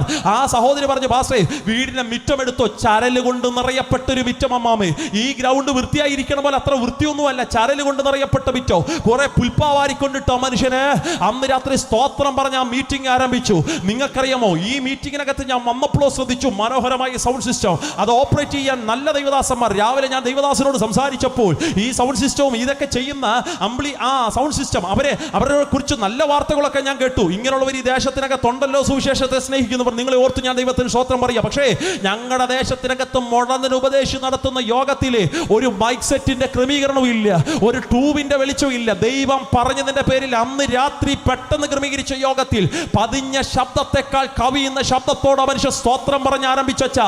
അതുവരെ ഞങ്ങളുടെ നാട്ടിലില്ലാത്തൊരു ഉണർവ് അന്ന് രാത്രി ഞങ്ങളുടെ ദേശത്തിനകത്ത് ദൈവം അയച്ചു. ഇദ്ദേഹത്തിന്റെ സ്തോത്ര ശബ്ദം കേട്ട നാട്ടിൽ പേരിനു മാത്രം ഞായറാഴ്ച പള്ളിയിൽ പോയിരിക്കുന്ന ചില ക്രിസ്ത്യാനി കുടുംബങ്ങൾ ഇദ്ദേഹത്തിന്റെ സ്തോത്ര ശബ്ദം കേട്ടപ്പോ വീട്ടിൽ നിന്ന് ഒരുങ്ങി ഇറങ്ങിയ ഒരു കുഞ്ഞാടിനെ പോലെ പായ്ക്കകത്ത് വന്നിരിക്കാൻ തുടങ്ങി. ഇന്ന് രാത്രി സഭയെ നോക്കി ഞാനൊരു ദൂത് പറയാ, അകം തിളയ്ക്കുന്ന അഭിഷേകം ഇന്ന് രാത്രി നമ്മുടെ അകത്തുണ്ടെങ്കിൽ, നമ്മൾ ഇന്ന് രാത്രി സ്തോത്രം പറഞ്ഞ് ആരാധിക്കുമ്പോ ദേശത്തിന്റെ വാതിലുകളെ തുറപ്പാൻ ശക്തനായ ഒരു ദൈവം ഉണ്ടമ്മേ. മർക്കോസിന്റെ മാളിക മുറിക്കകത്ത് അഭിഷേകം വ്യാപരിക്കപ്പെട്ടപ്പോ പെന്തക്കോസിനകത്ത് കൂടി വന്ന ജനം, പെരുന്നാളിന് കൂടി വന്ന ജനം ആലയത്തിനകത്ത് കയറിയത് സത്യമാണെങ്കിൽ ഇന്ന് രാത്രി നിന്റെ ആരാധനയ്ക്ക് ഒരു പവറുണ്ട്. മനസ്സിലാകുന്നവർക്കായി നന്ദിയോടെ ഞാൻ ദൈവത്തിന് നിന്റെ വായെന്ന് വീഴുന്ന അഭിഷേകത്തിനൊരു പവറുണ്ടെന്ന് മനസ്സിലാകുന്നവർക്കായി സ്തോത്രം. ഇദ്ദേഹം സ്തോത്രം പറഞ്ഞപ്പോ പേരിന് മാത്രം ഞായറാഴ്ച പള്ളിയിൽ പോയിരിക്കുന്ന ക്രിസ്ത്യാനികൾ യോഗത്തിനകത്ത് വന്നിരിക്കാൻ തുടങ്ങി. വന്നവരെ നോക്കി ഉപദേശി ചോദിച്ചു, കർത്താവ്, ഈ സഹോദരിയാണോ നിനക്ക് മരണത്തിൽ നിന്ന് എഴുന്നേൽപ്പിക്കുക? ദൈവം പറഞ്ഞു, അവളല്ല. അടുത്ത ആളെ ചുറ്റി, കർത്താവ്, ഈ സഹോദരിയാണോ നിനക്ക് മരണത്തിൽ നിന്ന് എഴുന്നേൽപ്പിക്കാൻ പത്ത്? ദൈവം പറഞ്ഞു, അവളല്ല. ആരാത്തിന് ചൂണ്ടിക്കാണിച്ചിട്ട് അപേക്ഷിച്ചു, ഈ സഹോദരിയാണോ? ആ സഹോദരി. ദൈവം പറഞ്ഞു, അവരാരും അല്ലടാ. ഇന്ന് രാത്രി ഒരുവളുണ്ട്, അവളെ മരണത്തിന്റെ ഘട്ടഴിച്ചു ഞാൻ ഈ പായ്ക്കകത്ത് കൊണ്ടിരുത്താൻ പോവുക. ഈ മനുഷ്യൻ ചോദിച്ചു, ഇനി ഞാൻ എന്നാ വേണോ? ആമേൻ, പ്രസംഗിക്കട്ടെ. ദൈവം പറഞ്ഞു, ഇപ്പൊ നീ പ്രസംഗിക്കണ്ട, ഇപ്പൊ ഒരു പാട്ടുപാടി എന്നെ ആരാധിക്കണോ? നൂറുകണക്കിന് ക്രിസ്തീയ ഗാനങ്ങൾ കാണാതറിയാവുന്ന ഉപദേശി അന്ന് രാത്രി തുറക്കപ്പെട്ട സ്വർഗത്തോട് ചോദിച്ചു, ഏത് പാട്ടുപാടി ആരാധിക്കണോ? എപ്പോഴും ചർച്ചിന്റെ കോർ ടീമിനോട് ഞാൻ പറയുന്ന ഒരു ഉപദേശമുണ്ട്, പെട്ടെന്ന് അറിവിനകത്തൊരു പാട്ട് പാടാതെ പിന്നെയോ തലേ രാത്രി ശനിയാഴ്ച വൈകിട്ട് ദൈവസന്നിധിയിൽ നിന്ന് പ്രാർത്ഥിച്ചു ചോദിക്കണോ, നാളെ ഞായറാഴ്ച ഞങ്ങളുടെ സഭായോഗത്തിന്റെ ദിവസവും ഏത് പാട്ടുപാടി ആരാധിക്കണം നമ്പുരാനെ എന്ന് ചോദിച്ചു മേടിച്ചെടുത്തുകൊണ്ട് വരുന്ന ഒരു പാട്ടിന്റെ 4 വരിയപ്പോടി പോലും ദൈവത്തിന്റെ മഹത്വം ഇറങ്ങി വരും. അമ്മാമേ, മനസ്സിലാകുന്നുണ്ടോ? ഈ ഉപദേശിച്ചു ചോദിച്ചേ, ഏത് പാട്ടുപാടി ആരാധിക്കണോ? ദൈവം പറഞ്ഞിടാ, പണ്ടെൻ്റെ ഒരു ഭക്തനുണ്ടായിരുന്നടാ, വാടക വീടിന്റെ കാശ് കൊടുക്കാൻ നിവൃത്തിയില്ലാതെ പറക്കമുറ്റാത്ത 2 കുഞ്ഞുങ്ങളെ മാറത്തോട് ചേർത്ത് പിടിച്ചു വീട് വിട്ട് പുറത്തോട്ടിറങ്ങുമ്പോൾ ആമേൻ ഓർഡർ ചോദിച്ചു, നാണമില്ല ഉപദേശി, വാടകയ്ക്ക് പൈസ തരാതെ കയറി താമസിക്കുന്നു, ഇറങ്ങിപ്പോക്കോ എന്ന് പറഞ്ഞപ്പോൾ അന്ന് രാത്രിയിൽ മനസാക്ഷിയുള്ള അല്ലെങ്കിൽ സ്തോത്ര അഭിമാനമുള്ള ഉപദേശി അന്ന് രാത്രി ആ വീട്ടിൽ ഇനി നിൽക്കാൻ നിവൃത്തിയില്ലാതെ വന്നപ്പോൾ 2 കുഞ്ഞുങ്ങളെ പറക്കമുറ്റാത്തവടെ ഇങ്ങനെ മാറത്തോട് ചേർത്ത് പിടിച്ചു വീട് വിട്ട് പുറത്തോട്ടിറങ്ങുക. അന്ന് രാത്രി പ്രകൃതി പോലും ശോഭിച്ചാ മഴ ഒരു തുള്ളിക്കൊരു കുടമെന്ന രീതി മഴ പെയ്തിറങ്ങി. ആ മഴ മൊത്തം നനഞ്ഞ് വഴിയരികെ കണ്ട് എന്തോന്നിലോട്ട് ഇങ്ങനെ കാല് ഒന്നി വെച്ച് തമ്പുരാന്റെ കണ്ണുകളിലേക്ക് നോക്കിയിട്ട് ചോദിച്ചു, എന്റെ അപ്പായേ, സുവിശേഷത്തിന് വേണ്ടി ഇറങ്ങിയിട്ട് ഞാൻ ലജ്ജിച്ചു പോകുന്നു, എനിക്ക് വേണ്ടി കരുതുന്ന ഒരുത്തൻ ഉയരത്തിലുണ്ടോ? നനഞ്ഞു കുതിർന്നിരിക്കുന്ന രാത്രിയിൽ സ്വർഗം തുറന്ന ആ ഭക്തനൊരു പാട്ട് കൊടുത്തു. ക്രൈസ്തവ കൈരളിക്ക് മറക്കാൻ കഴിയാത്ത പാട്ടിന്റെ ആദ്യത്തെ ഈരടികൾ ഇങ്ങനെ ആരംഭിക്കുന്നു, കരുതുന്നവൻ ഞാനല്ലയോ, കലങ്ങുന്നത് എന്തിന് നീ, കണ്ണുനീരിന്റെ താഴ്വരയിൽ ഞാൻ നിന്നെ കൈവിടുമോ? ഇന്ന് രാത്രി ദേശത്തോട് ദൈവം സംസാരിക്കുന്നു, കരുതുന്ന ഒരു ജീവനുള്ളവനുണ്ട്, നീ കലങ്ങുന്നത് എന്തിനാ എന്ന് ചോദിക്കുന്നൊരു ദൈവമുണ്ട്. കണ്ണുനീരിന്റെ താഴ്വരയിൽ ഞാൻ നിന്നെ കൈവിടുകയില്ല എന്ന് ഉറപ്പിച്ചു പറയുന്നൊരു ദൈവമുണ്ട്. വിശ്വസിക്കുന്നവർ കരങ്ങൾ ഒന്ന് ഉയർത്തിപ്പിടിച്ച് ശക്തിയോടെ പറഞ്ഞ് ഹല്ലേലൂയ. അന്ന് രാത്രിയിലെ ഉപദേശിക്ക് കിട്ടിയ പാട്ട് ഞങ്ങളുടെ ദേശത്തിനകത്ത് ഉപദേശി സ്തോത്രം പറഞ്ഞുകൊണ്ടെന്ന് പറഞ്ഞു, ഈ പാട്ട് പാടി എന്നെ ആരാധിക്കണോ. തൻ്റെ മുഴുവൻ ആർജവും ശബ്ദവും എടുത്തു പതിഞ്ഞ സ്വരത്തെക്കാൾ കവിയുന്ന ശബ്ദത്തോടെ ഈ മനുഷ്യൻ ഈ പാട്ട് പാടി ആരാധിക്കാൻ തുടങ്ങി.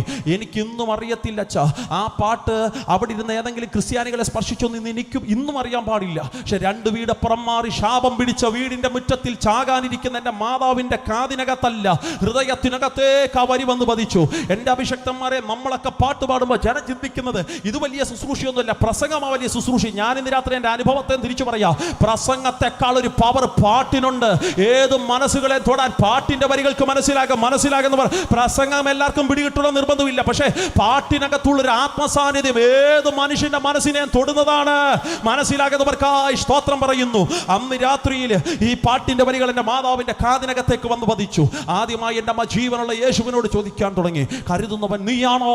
കലങ്ങുന്നത് എന്തിനാന്ന് ചോദിക്കുന്നവൻ നീയാണോ? പോകണമെന്ന് ആഗ്രഹമുണ്ട്, പക്ഷെ ഹൈന്ദവ വിശ്വാസപ്രകാരം നായർ പശ്ചാത്തലത്തിൽ ജനിച്ചു വളർത്തപ്പെട്ടവൾ ക്രിസ്ത്യാനിയുടെ യോഗത്തിൽ പോയിരിക്കുന്നത് ശരിയല്ലെന്ന് ചിന്തിച്ച് എൻ്റെ മാതാവ് അതിനകത്ത് ഇങ്ങനെ ഒതുങ്ങിയിരിക്കുമ്പോൾ പാട്ടിന്റെ 2ാം സ്റ്റാൻസ് എത്തി. അച്ഛാ, അബ്രഹാമിന്റെ ദൈവമല്ലയോ ഞാൻ നിനക്കായി അത്ഭുതങ്ങൾ ചെയ്യുകയില്ലയോ? ഈ വരി കൂടെ കേട്ടപ്പോൾ പിന്നമ്മയ്ക്ക് ഇരിക്കാൻ പറ്റുള്ള കസേര വിട്ട് ചാടിയെടുത്തിട്ട് എൻ്റെ മാതാവ് വീട്ടിലെ ലക്ഷ്യമാക്കി ഓടാൻ തുടങ്ങി.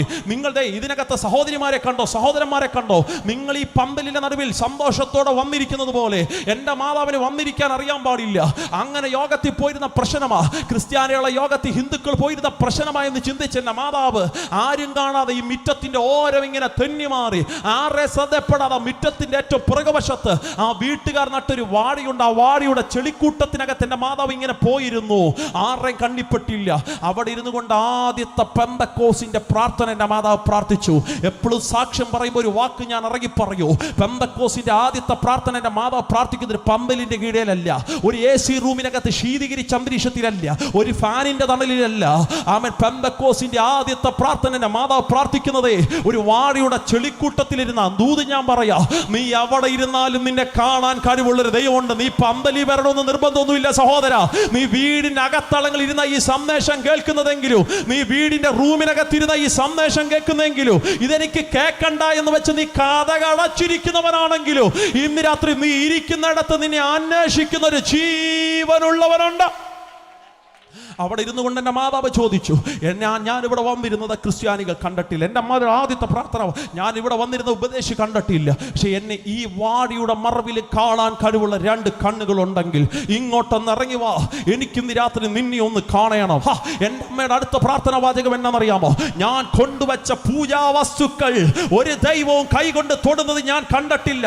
എൻ്റെ സഹോദരൻ, ഇതൊരു മനുഷ്യന്റെ വികാരത്തെ വ്രണപ്പെടുത്താൻ ഞാൻ പറയണ വാക്കല്ല, എൻ്റെ ജീവിതത്തിന്റെ അനുഭവത്തെ ഞാൻ അടർത്തിയെടുത്ത് പറയാം. എൻ്റെ അമ്മ ആദ്യം പറഞ്ഞത് ഇതാ, ഞാൻ കൊണ്ടുവച്ച പൂജാവസ്തുക്കൾ ഒരു ദൈവവും കൈകൊണ്ട് തൊട്ടതായി എനിക്കറിയാൻ പാടില്ല. ഞാൻ കൊണ്ടുവച്ച നിവേദ്യങ്ങൾ കൈകൊണ്ട് എടുത്ത് ഭക്ഷിച്ചൊരു ദൈവത്തെയും ഞാൻ കണ്ടിട്ടില്ല. ഇല്ല, കൈകാലികൾ ചലിപ്പിക്കുന്ന ഒരു ദൈവമുണ്ടെങ്കിൽ, ആമേൻ സ്വത്ര സ്പർശിക്കാൻ കഴിവുള്ളൊരു ദൈവമുണ്ടെങ്കിൽ, വായ് കൊണ്ട് എന്നോട് സംസാരിക്കാൻ കഴിവുള്ളൊരു ദൈവമുണ്ടെങ്കിൽ, ഇന്ന് രാത്രി വാടിയുടെ മറവിലേക്കൊന്ന് ഇറങ്ങി വാ, എനിക്ക് നിന്നെ ഒന്ന് കാണണം. പെന്തക്കോസിൽ ആദ്യത്തെ എൻ്റെ മാതാവിന്റെ പ്രാർത്ഥന, ജീവനുള്ളവനുണ്ടെങ്കിൽ ഇന്ന് രാത്രി ഇറങ്ങി വാ, എനിക്ക് നിന്നെ കാണണം. താനിത് പറഞ്ഞുകൊണ്ടിരിക്കുമ്പോൾ എൻ്റെ അമ്മ അടുത്ത് പറയുന്ന വാക്ക്, ഞാനിത് പറഞ്ഞുകൊണ്ടിരിക്കുമ്പോൾ എൻ്റെ അമ്മ അടുത്ത വാക്ക് ഞാൻ എവിടെയും അത് പറയൂ. എൻ്റെ മാതാവ് അടുത്ത് പറഞ്ഞ വാക്ക് ഞാനത് പറഞ്ഞുകൊണ്ടിരിക്കുമ്പോൾ ഞാനൊരുത്തരെ കാണുകയാണ്, തേജസ്സിനെയൊക്കെ വാരി ചുറ്റിയിട്ട് മഹത്വത്തിന്റെ സിംഹാസനത്തിനകത്തുന്നു മേഘത്തിൽ നിന്നും ഒരുവൻ എനിക്ക് വേണ്ടി ഇറങ്ങി വരികയാണ്. അവന് 2 കൈകളുണ്ട്, അവന് 2 കാലുകളുണ്ട്. കണ്ടാൽ മനുഷ്യനെ പോലെ തോന്നും, പക്ഷേ അവൻ ഇറങ്ങി വന്നത് ഒരു മേഘത്തിന്റെ നടുവില. ഇന്ന് രാത്രി നമ്മൾ ആരാധിക്കുന്ന ദൈവമേ അമ്മൂമ്മ കഥയുടെ ദൈവമല്ല, കെട്ടുകഥയുടെ ദൈവമല്ല. ചരിത്രത്തെ AD എന്നും BC എന്നും 2ആയി തിരിച്ചവൻ, ഒരിടത്ത് ഒരപ്പൂപ്പ ജീവിച്ചിട്ട് അതല്ല യേശു. യേശു ജീവനുള്ളവനാണ്. മനസ്സിലാകുന്നവർക്കായി രക്തത്താൽ ജയമെടുക്കുന്നു. അന്ന് രാത്രി എൻ്റെ മാതാവ് അവിടെ ഇരുന്നു കൊണ്ട് ഈ കാഴ്ച കാണുക. എൻ്റെ ശുശ്രൂഷയിലെ അല്പമൊക്കെ ക്ഷീണം വരുമ്പോൾ ഓടി വന്ന് ഞാൻ എൻ്റെ അമ്മയോട് ചോദിക്കും, സാക്ഷി ഒന്നുകൂടെ പറ. കഴിഞ്ഞ കുറച്ച് നാൾക്ക് മുമ്പ് ഒന്നുകൂടെ ഞാൻ പറഞ്ഞു, സാക്ഷി ഒന്നുകൂടെ പറ. അമ്മ പറഞ്ഞു, എത്രയും പ്രാവശ്യം ഞാൻ പറഞ്ഞിട്ട് നിനക്ക് മടുപ്പ് തോന്നുകയല്ലേ, ബോറില്ലേ നിനക്ക്? ഇല്ലച്ചാ, ഇപ്പോഴും കേൾക്കുമ്പോൾ അകത്തൊരു ജീവൻ വാടുന്നത് പോലെ. സ്തോത്രം. യേശുവിനെ കണ്ടു എന്നുള്ള ഭാഗം പറയുമ്പോൾ ഞാൻ ചോദിക്കും, മുഖം കണ്ടായിരുന്നോ? അമ്മ പറയും, മുഖം മാത്രം കണ്ടില്ലടോ, അത് തേജസ് വാരിച്ചുറ്റൊരു മുഖമായിരുന്നു. പക്ഷെ അവൻ എന്നെ തൊടുന്നത് ഞാൻ തിരിച്ചറിഞ്ഞു. തൊട്ടതാരാ എന്നറിയാൻ വേണ്ടി എൻ്റെ അമ്മ കണ്ണു തുറന്നു. തൊട്ടതാരാ എന്നറിയാൻ വേണ്ടി എൻ്റെ അമ്മ കണ്ണു തുറന്നപ്പോൾ തനിക്ക് മനസ്സിലാകുന്നേ, അച്ഛാ ഇപ്പൊ താൻ ഇരിക്കുന്ന വാടിയുടെ മറവിലല്ല, ആ മീറ്റിങ്ങിന്റെ ഏറ്റവും ഫ്രണ്ടിൽ തുറകില്ല. ഇതിനിടയിൽ വെച്ച് എഴുന്നേറ്റതറിയില്ല, നടന്നതറിയില്ല, ഈ 6-7 സെക്കൻഡിൽ എഴുന്നേറ്റ് വന്നിരുന്നറിയില്ല. ഇന്ന് രാത്രിയിലെ ജീവനുള്ള ദൈവത്തെ ആരാധിക്കുന്ന സഭയോട് ഞാൻ പറയാം, നീ പോലും അറിയാതെ നിന്നെ ആത്മവിവശതയിൽ എടുത്തുകൊണ്ടുപോകാൻ കഴിവുള്ളൊരു സ്വർഗത്തിലെ ദൈവമുണ്ട്. മനസ്സിലാകുന്നുണ്ടോ? ആമേൻ. ഫിലിപ്പോസേ, നീ പോലും അറിയാതെ നിന്നെ ആസ്തോദിനകത്ത് ഉയർത്തിക്കൊണ്ടുപോകുന്ന ഒരു സ്വർഗത്തിലെ ദൈവം ജീസസ്. അന്ന് രാത്രിയിൽ മീറ്റിങ്ങിന്റെ ഫ്രണ്ടിൽ തുറയിലിരുന്നപ്പോൾ ക്രിസ്ത്യാനികളെല്ലാം തോളത്തോട് ചോദിച്ചു, ഇത് അർജുനൻകുട്ടിയുടെ ഭാര്യയല്ലേ? അതെ. ഇവളെങ്ങനെ ക്രിസ്ത്യാനിയുടെ യോഗത്തിൽ വന്ന്? എൻ്റെ മാതാവ് തിരിച്ചൊരു വാക്ക് പറഞ്ഞു വെച്ചാൽ, ആ വാക്കാ കഴിഞ്ഞ 19 വർഷങ്ങളായി എന്നെ പ്രസംഗിക്കാൻ ആവേശം കൊള്ളിക്കുന്നേ. തമ്പുരാൻ്റെ കൃപയാൽ 14 വയസ്സിൽ എൻ്റെ പ്രസംഗ ജീവിതം ഞാൻ ആരംഭിക്കുന്നേ. ദൈവകൃപയാൽ കഴിഞ്ഞ 19 വർഷങ്ങളായി പ്രസംഗിക്കാൻ ഒരു ഭാഗ്യദൈവം എനിക്ക് നൽകുന്നുണ്ട്. ഇന്ന് രാത്രി ഞാൻ അഭിമാനത്തോടെ പറയാം, ആ വാക്ക്, എൻ്റെ അമ്മ പറഞ്ഞ വാക്ക് എന്നെ പ്രസംഗിക്കാൻ ആവേശം കൊള്ളിക്കുന്നത്. ആമേൻ, സ്തോത്രം. എൻ്റെ മാതാവ് തിരിച്ച് ക്രിസ്ത്യാനികളോട് പറഞ്ഞു, അയ്യോ നിങ്ങൾ വിളിച്ചിട്ടല്ല ഞാൻ യോഗത്തിനകത്ത് വന്നത്, ഈ ഉപദേശി പോലും എന്നെ വിളിച്ചിട്ടില്ല. ഇന്ന് രാത്രി എൻ്റെ വീടിനകത്തോ ഞാൻ മരിക്കാനിരുന്നപ്പോൾ അവിടെ ഇരുന്നപ്പോൾ ഞാൻ ഈ പാട്ട് കേട്ടു. ഈ പാട്ട് കേട്ട സ്ഥലത്തിന് ആ വാഴയുടെ മറവിൽ ഞാൻ വന്നിരുന്നു. അവിടെ ഇരുന്നപ്പോൾ ഞാൻ ഒരുവനെ കണ്ടു. നീ ആരെയാ കണ്ടതെന്ന് ചോദിക്കുന്നതിനേക്കാൾ മുമ്പ് എൻ്റെ മാതാവ് പറഞ്ഞു, ഞാൻ കണ്ടവൻ എൻ്റെ യേശുവാന്ന് എനിക്ക് മനസ്സിലാ. എൻ്റെ യേശു ജീവിക്കുന്നു. ലജ്ജയില്ലെങ്കിൽ കരമൊന്ന് ഉയർത്തി പറഞ്ഞ യേശു ജീവിക്കുന്നു. പോരാ, ഈ 2 രാത്രി സഭ ഉൾപ്പെടെ ശബ്ദം ഉയർത്തി പറ, യേശു ജീവിക്കുന്നു. Jesus is alive. യേശു ജീവിക്കുമ്പോ ഇന്ന് രാത്രി ഞാൻ ഉറപ്പിച്ചു പറയാം, ചില വാക്കുകളൊക്കെ ഞാൻ അങ്ങ് അവോയ്ഡ് ചെയ്യുക. ദേശത്തെ മുറിവേൽപ്പിക്കാൻ എനിക്ക് മാനസികമായി താല്പര്യമില്ല. അല്ല, ഇത് ഞങ്ങളുടെ സഹോദരങ്ങൾ തിങ്ങിപ്പാർക്കുന്ന നാടാണ്. പക്ഷേ എൻ്റെ അനുഭവത്തിൽ നിന്ന് ഞാൻ പറയാം, ആമേൻ, സ്തോത്രം. ജീവിക്കുന്നവൻ കണ്ണും തള്ളിയവനല്ല, ജീവിക്കുന്നവൻ നാക്ക് നീട്ടിയവനല്ല, ജീവിക്കുന്ന ശൂലം പിടിച്ചവനല്ല, ജീവിക്കുന്നത് മരിച്ച് കല്ലറയിൽ ഒതുങ്ങിപ്പോയവനല്ല, ജീവിക്കുന്നത് ഐതിഹ്യ പുരുഷന്മാരല്ല, ജീവിക്കുന്നത് ആൾ ദൈവങ്ങളല്ല. ജീവിക്കുന്ന ഒരുത്തനുണ്ടെങ്കിൽ അത്ഭുത മന്ത്രിയായവൻ ജീവിക്കുന്നു. ജീവിക്കുന്നവൻ വീരനാം ദൈവമായവൻ ജീവിക്കുന്നു. നിത്യപിതാവായവൻ ജീവിക്കുന്നു. സമാധാനത്തിൻ്റെ പ്രഭുവായവൻ ജീവിക്കുന്നു. അൽഫയും ഒമേഗയുമായവൻ ജീവിക്കുന്നു. ആദ്യനും അന്ത്യനുമായവൻ ജീവിക്കുന്നു. ഭൂരാജാക്കന്മാർക്ക് അധിപതിയായവൻ ജീവിക്കുന്നു. തത്വത്തിൻ്റെ മുദ്രയായവൻ ജീവിക്കുന്നു. സകല പിതാക്കന്മാർക്കും ആദിജാതനായവൻ ജീവിക്കുന്നു. ഷായുടെ കുറ്റിയിൽ നിന്ന് പുറപ്പെട്ടു വരുന്ന ദൈവത്തിന്റെ മുളയായവൻ ജീവിക്കുന്നു. ദാവീദ് ഗോത്രത്തിന്റെ സിംഹമായവൻ ജീവിക്കുന്നു. ദാവീദിന്റെ താക്കോൽ കയ്യിലുള്ളവൻ ജീവിക്കുന്നു. അവൻ തുറന്നാൽ ആർക്കും അത് അടയ്ക്കാൻ കഴിയില്ല, അവൻ അടച്ചാൽ ആർക്കും അത് തുറക്കാൻ കഴിയില്ല. ഇന്ന് രാത്രി യേശു ജീവിക്കുന്നു എന്നൊരു ബോധ്യം അകത്തുണ്ടെങ്കിൽ കരകളെ അടിച്ചു കർത്താവിന് നന്ദി പറ. 7 പൊൻനിലവിളക്കുടെ നടുവിൽ നിലയെങ്കി ധരിച്ചവൻ, മാറത്തു പൊൻകച്ച കെട്ടിയവൻ, വെള്ളോടിന് സദൃശമുള്ള കാലുകളുള്ളവൻ, കണ്ണ് അഗ്നിജ്വാലക്കത്തുള്ളവൻ, ഇരുവായ്ത്തലയുള്ള വചനമെന്ന വാൾ വായിൽ വഹിക്കുന്നവൻ, സർവശക്തനായവൻ ഇന്ന് രാത്രി ജീവിക്കുന്നു. ജീവിക്കുന്ന യേശുവിനെ ആരാധിക്കാൻ ഭാഗ്യം കിട്ടിയ ദൈവമക്കൾ പറ, എന്റെ മുഖം ഇന്ന് രാത്രി അഴിയാൻ പോകുകയാണ്, എന്റെ ബന്ധനങ്ങൾ ഇന്ന് രാത്രി അഴിയാൻ പോകുകയാണ്, എന്റെ ശാപങ്ങൾ ഇന്ന് രാത്രി അഴിയാൻ പോകുകയാണ്, എന്റെ അന്ധകാരത്തിന്റെ മേഖലകൾ ഇന്ന് രാത്രി അഴിയാൻ പോകുകയാണ്. ജീവിക്കുന്ന യേശുവിനെ അരിഞ്ഞ പുൽപ്പുറത്തിനകത്ത് ദൈവത്തിന്റെ മഞ്ഞുതുള്ളികൾ വന്നു വീഴുന്നതിനേക്കാൾ ശക്തിയോടെ ഇന്ന് രാത്രി യേശുവിന്റെ മഹത്വം തിരിച്ചറിയുന്ന ദൈവത്തിന്റെ മക്കൾ ആത്മാവിൽ പറ, എന്റെ യേശു ജീവിക്കുന്നു. കേൾക്കട്ടെ, ദേശം കേൾക്കട്ടെ, യേശു ജീവിക്കുന്നു. സകല പൈശാചിക 33 കോടി ദൈവങ്ങളല്ല, 60,600 അസുരഗണങ്ങളല്ല, 1001 ബലികുണ്ട ദേവതകളല്ല, 101 മന്ത്രമൂർത്തികളല്ല, ഭൂതങ്ങളല്ല, പ്രേതങ്ങളല്ല, കാട്ടുപിശാചിക്കളല്ല. ജീവിക്കുന്ന ഒരുവരേ ഉള്ളൂ, അവൻ പാതാളത്തെ ജയിച്ചവൻ ജീവിക്കുന്നു. യേശു ജീവിക്കുന്നു.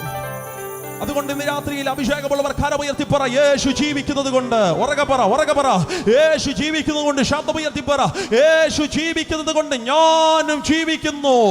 ആമേൻ. നീ മരിക്കയില്ല, നീ ജീവനോടെ ഇരുന്ന് ദൈവത്തിന്റെ പ്രവർത്തികളെ ഘോഷിക്കും. മനസ്സിലാകുന്നുണ്ടോ?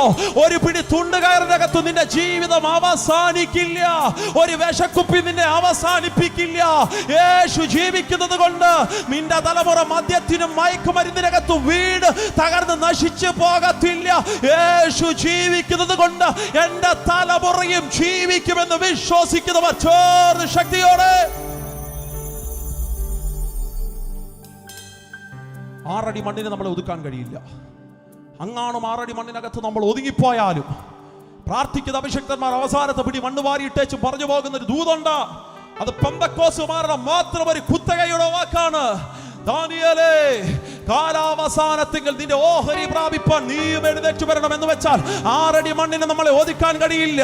കർത്താവ് താൻ ഗംഭീര നാദത്തോടും പ്രധാന ദൈവദൂതന്റെ ശബ്ദത്തോടും ദൈവത്തിന്റെ കാഹളത്തോടുകൂടെ ഞാൻ ആരാധിക്കുന്ന യേശു വീണ്ടും വരുമ്പോൾ കല്ലറകളെ പൊട്ടിച്ച് ഞാനും ഉയർത്തെഴുന്നേൽക്കുമെന്ന് ഉറപ്പുള്ള ദൈവത്തിന്റെ മക്കൾ ചോർന്ന് ശക്തിയോടെ സ്വസാനങ്ങളിൽ എഴുന്നേറ്റ് നിൽക്കാൻ കഴിയുന്നവർ സ്വസാനങ്ങളിൽ എഴുന്നേറ്റ് നിന്നാണ്. ആമേൻ. ശാപത്തിന്റെ ദുഃഖങ്ങൾ അഴിയൂ. അന്ന് രാത്രിയിൽ എൻ്റെ മാതാവ് തിരിച്ച് സ്വഭവനത്തിലേക്ക് വന്നു. ഒറ്റ മിനിറ്റ് എന്നെ നോക്കിയാട്ടെ. എല്ലാ ശ്രദ്ധകളും എനിക്കറിയാം. ലാസ്റ്റ് 1 മിനിറ്റ് എന്നെ ശ്രദ്ധിച്ചാട്ടെ. അന്ന് രാത്രി എൻ്റെ മാതാവ് തിരിച്ച് സ്വഭവനത്തിലേക്ക് വന്നു. ആമേൻ. എൻ്റെ മാതാവ് യേശുവിനെ കണ്ടെത്തിയവളായി തിരിച്ച് സ്വഭവനത്തിലേക്ക് വന്നു. അവിടെ മുതൽ പ്രശ്നങ്ങൾ ആരംഭിച്ചു. ഇന്ന് രാത്രി സഭയോട് ഞാനൊരു വാക്ക് ഇറങ്ങി പറയാം. ശ്രദ്ധിച്ച ആ വാക്ക് കേൾക്കണം. പെന്തക്കോസി വരുമ്പോൾ പട്ടുമെത്തയാമോ? പെന്തക്കോസി വരുമ്പോൾ ചുവന്ന പരവതാനിയാമോ? പെന്തക്കോസി വരുമ്പോൾ പൂമാലയാണോ? സ്വോത്രാണോ? സ്വോത്രാഴ്ചയാണോ? എന്ന് ആരേലും നിങ്ങളെ പറഞ്ഞ് പഠിപ്പിച്ചിട്ടുണ്ടെങ്കിൽ തൊടുകയോടെ ഞാൻ പറയാം, പെന്തക്കോസി വരുമ്പോൾ പട്ടുമെത്തയില്ല, ചുവന്ന പരവതാനിയില്ല, പൂമാലയില്ല, സ്വോത്രമില്ല, സ്വോത്രാഴ്ചയില്ല. വിദേശത്തുനിന്ന് പണം ഇല്ലച്ചാ.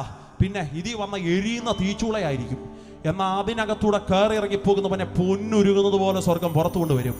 വിശ്വാസത്തിനകത്ത് വന്നതിന് ശേഷം നാട് വിട്ടു പോകേണ്ടി വന്ന ഞങ്ങളുടെ ജീവിത സാഹചര്യം. അവിടെ മുതൽ ഞങ്ങൾ സാക്ഷ്യങ്ങൾ ആരംഭിക്കുക. സത്യം ഞാൻ അവിടെ പറഞ്ഞു നിർത്തുക. സ്തോത്രം. കൊട്ടാരക്കരയ്ക്ക് സമീപം ഓടനാവട്ട ദേശത്തിനകത്ത് ജനിച്ചു വളർത്തപ്പെട്ട ഞങ്ങൾ യേശുവിനെ അറിഞ്ഞതിന്റെ പേരിൽ നാട് വിട്ടു പോകേണ്ടി വന്നു. അല്ലെങ്കിൽ രക്തബന്ധങ്ങൾ ഇറക്കി വിട്ടു വീട്ടിൽ നിന്ന്. സ്തോത്രം. വയനാടിന്റെ കാട്ടുപ്രദേശത്തിലേക്കുള്ള ചേക്കറുകൾ. 3.5 വർഷം അവിടുത്തെ താമസം. വിശ്വാസം ഞങ്ങളെ പഠിപ്പിച്ച നാട്.